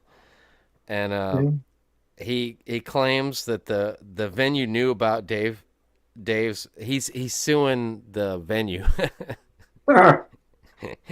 Countersuing, I guess. They knew about Dave's propensity for this is the I guess what his lawyers released. They knew about Dave's propensity for telling offensive jokes and shouldn't take an action to prevent potential harm caused by said jokes, presumably including ones about transgender people, for which Dave Chappelle was famous for then. Lee suing for negligent security and battery, claiming he suffered back injuries, loss of mobility, and aforementioned dislocated elbow. See now, that's basically. See now, if Christy Nome had taken this guy out to the gravel pit and shot him, I would have been all for it. He's clearly not a sentient being. What do you think, Smokesteve? Do you think he's got a point, and that venue should have never allowed Dave Chappelle to tell his jokes? I only wish they'd just back up Dave Chappelle more, because he never did anything wrong. And he's one of the last remaining funny comedians that we have. It's one of my all-time favorites. I always would stand with Dave Chappelle. Well, now you've I've rustled your feathers a little bit by my when I've said anything negative at all about anybody that dresses or looks different. Dave Chappelle looks different. Certainly has had things. That's to say. the difference, buddy.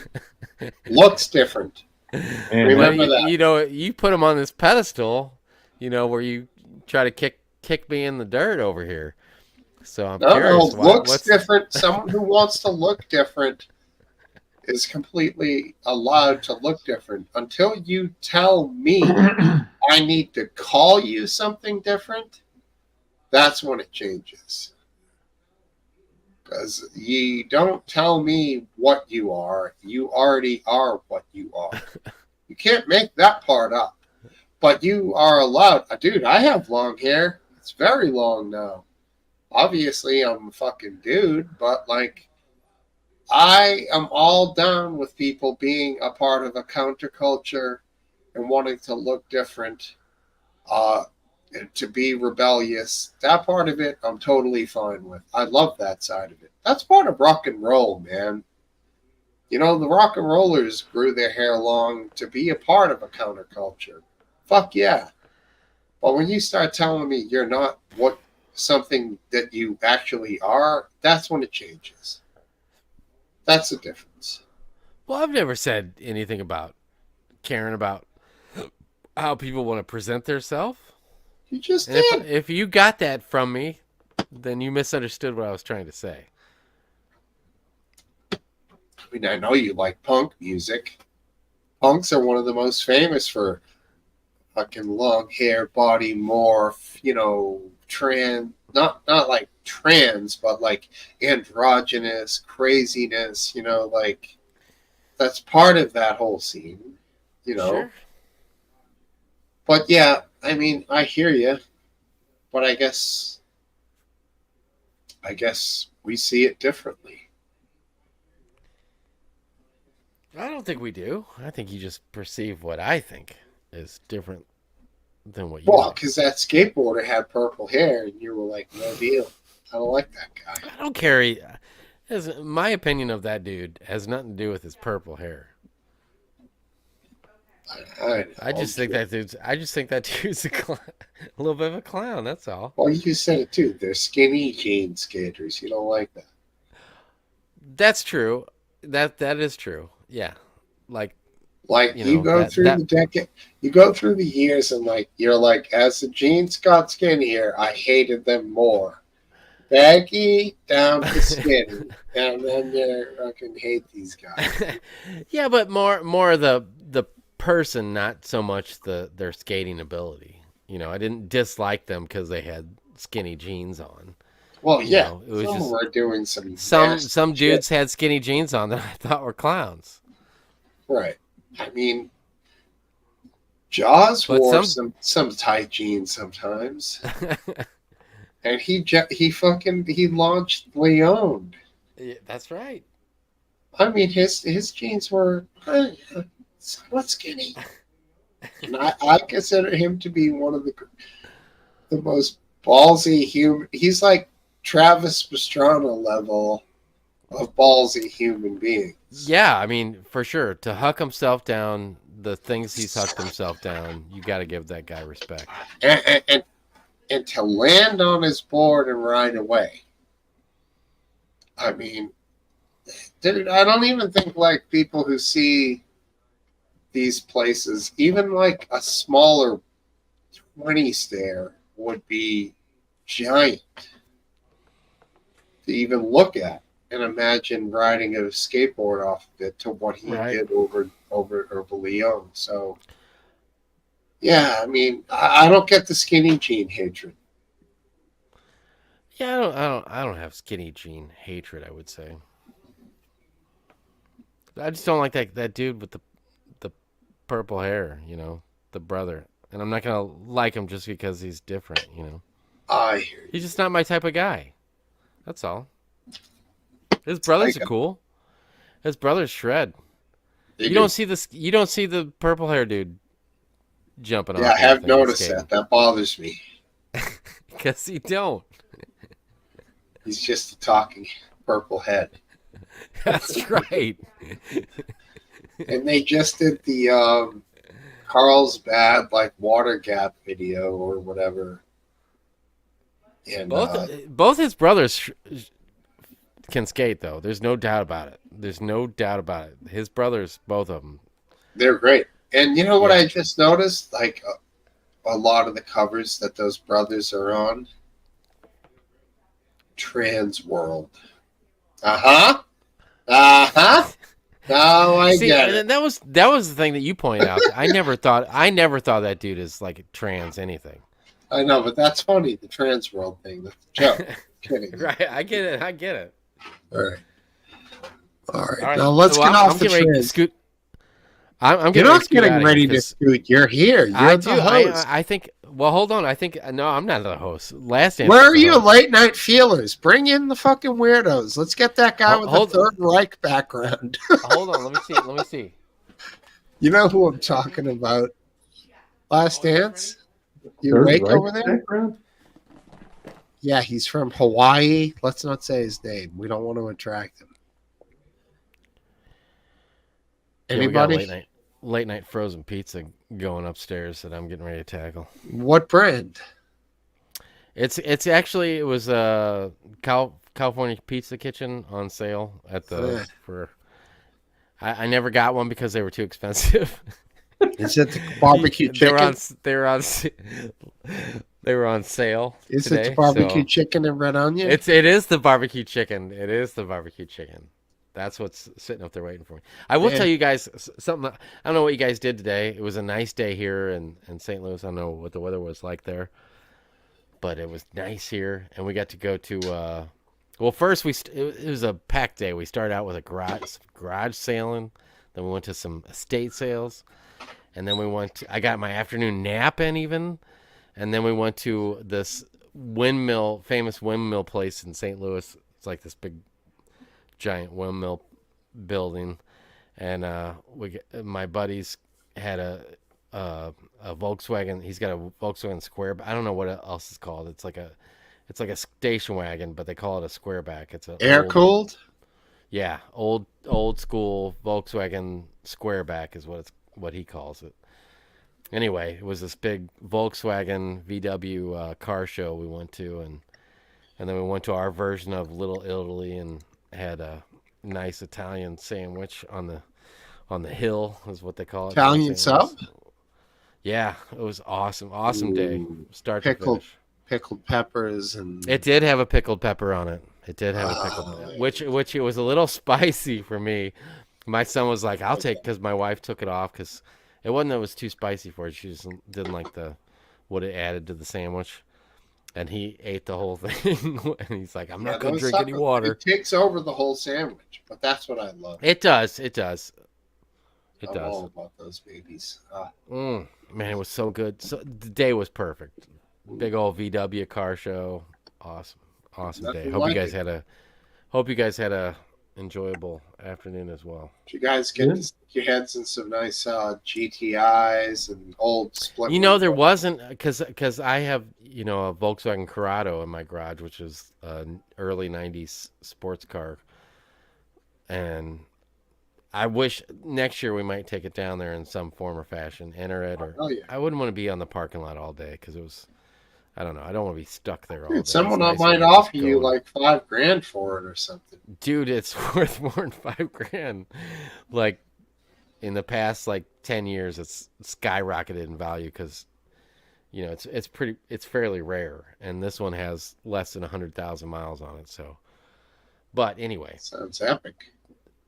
Going down there and enjoying they had every imaginable VW, old school that you could imagine. The vans, the split window bus with the double windows in the front.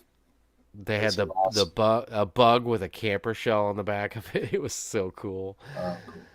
They had dune buggies, the VW dune buggies. There was even some old, like the wimpy Porsches is what I like to call them.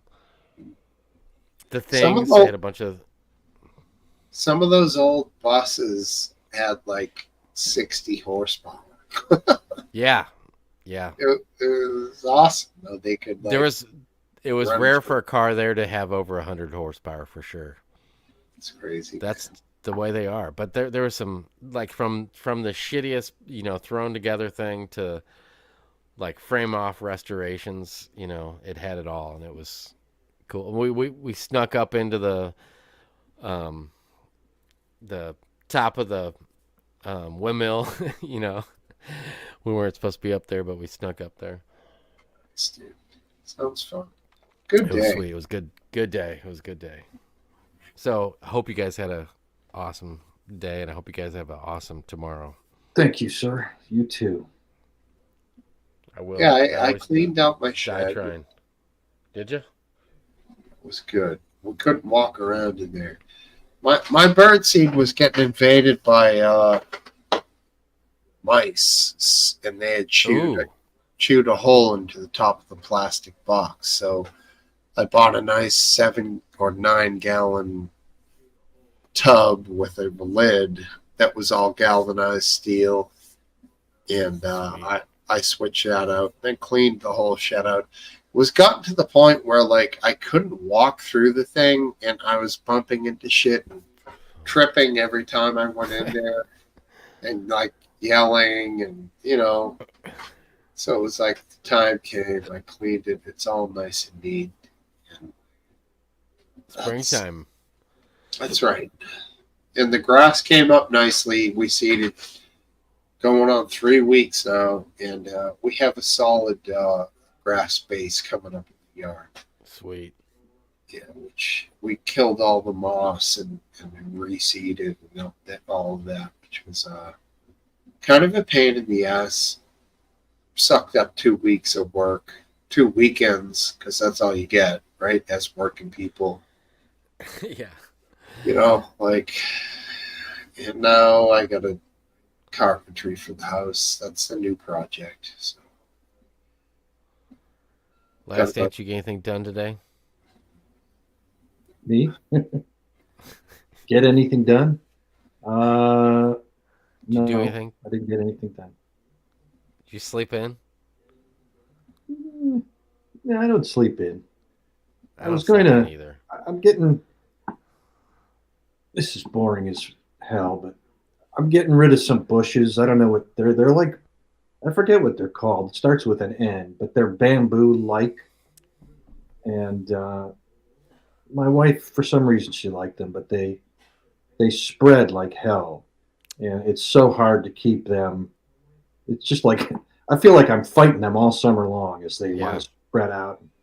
So I just decided I'm going to rip them out completely, get rid of every trace of them, and put back as new azalea bushes that we used to have there.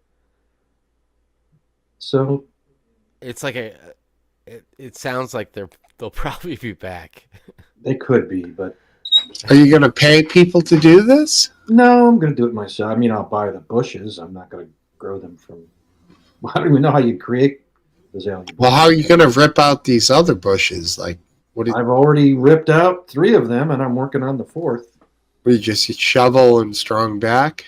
Shovel, those tree branch pruner.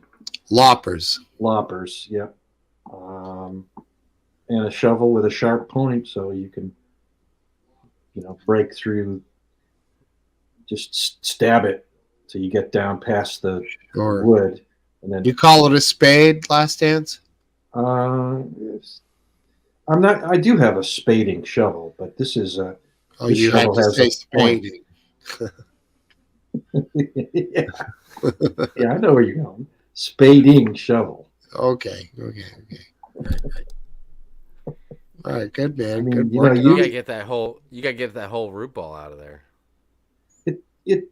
It doesn't really have. It's a bizarre plant. It doesn't grow deep roots. Just they go down maybe 6 inches, maybe a little less, and then the plant just keeps spreading out with loops these things underneath and pops them up, and then the next one loops down and pops up. Nandina. That's it, Nandina. Thank you. Oh, yeah. It seems like English bottle cap is a bit of a botanist. Yeah. Yeah, he called it. So it looks nice. It's got reddish. The leaves have a reddish hue, and it produces berry-like fruit. Although the birds don't seem to care for it. Not what I was expecting. But I'm just ripping it all out. Yeah, we got a lot of decorative grasses and yucca plants. Both of those are very. Yucca? Well, we call them yucca. I don't know. They're like a pointy, long thing that comes out, and then in the spring, like right now, they're all sprouting this big thing that shoots out, like sometimes like 6 feet tall, with we white have one of flowers that those come all over it. Huh? We have one of those. They're huge, right? They can get big, yeah. Yeah, we got Isn't one. Isn't it a succulent? Is that what it's called? Succubus. Succubus. That must be it. Succubus or an incubus, right? Which one is it? It's one or the other. They're very. You succubus, you bastard. Hard to get rid of. That's for sure. Uh-huh. But we had we redid my backyard years ago, and we had a lot of area of blankness that we were fine with, stuff like that taking over. And the decorative grasses are like that too, man. That they've every year they get. Well, we got a lot of hostas back there too. I don't know if you guys know what hostas are. Oh, of course. Hosta, variegated hosta. Yeah. Is that where they buried Jimmy Hosta? Yeah. Well, did you guys intentionally put a bunch of succubuses back there? Yeah. Wow. Satanic. All right. A lot of succubuses. All right, guys, I'm gonna go get some pizza. All right. Always a pleasure seeing you guys. All good, right. Good job hosting Last Dance. You did a great job tonight. It was a fine job, Last Dance. It had to be extremely hard, and I admire you for your ability to hold it down for Smokesteve this week. You did quite a job. All right, take care, guys. All right. All right. I will say goodbye. Well, give a good outro because you're the host. You do the outro. I'm just a caretaker. And thus brings an end to tonight's Smokesteve's International Pub, hosted by Last Dance, with co-host Aphid Lip, who came in at the end with some great questions. What a great guy, that Aphid Lip. And also, let's not forget Last Dance. Such a fabulous fella. You guys were awesome. Everybody here in the chat who still remains, Don Browning, you're wonderful. My wife, the best. Cup of tea, crazy bastard, I love you. Who else can I find? English Bottle Cap, my buddy, you're the best. Anyone else that I'm going to miss there if I'm not going to find you? Lee, you were here earlier. Lee, thanks for being here. Lee Howells. Based Welshman, you're the best. Absolutely enjoy your company. Cup of tea, thanks for being here. Mr. Kelsey1, what up, Rasta? Thank you for being here, everybody. And let's just remember, freedom is good. Good night. Be well. Freedom. Wow.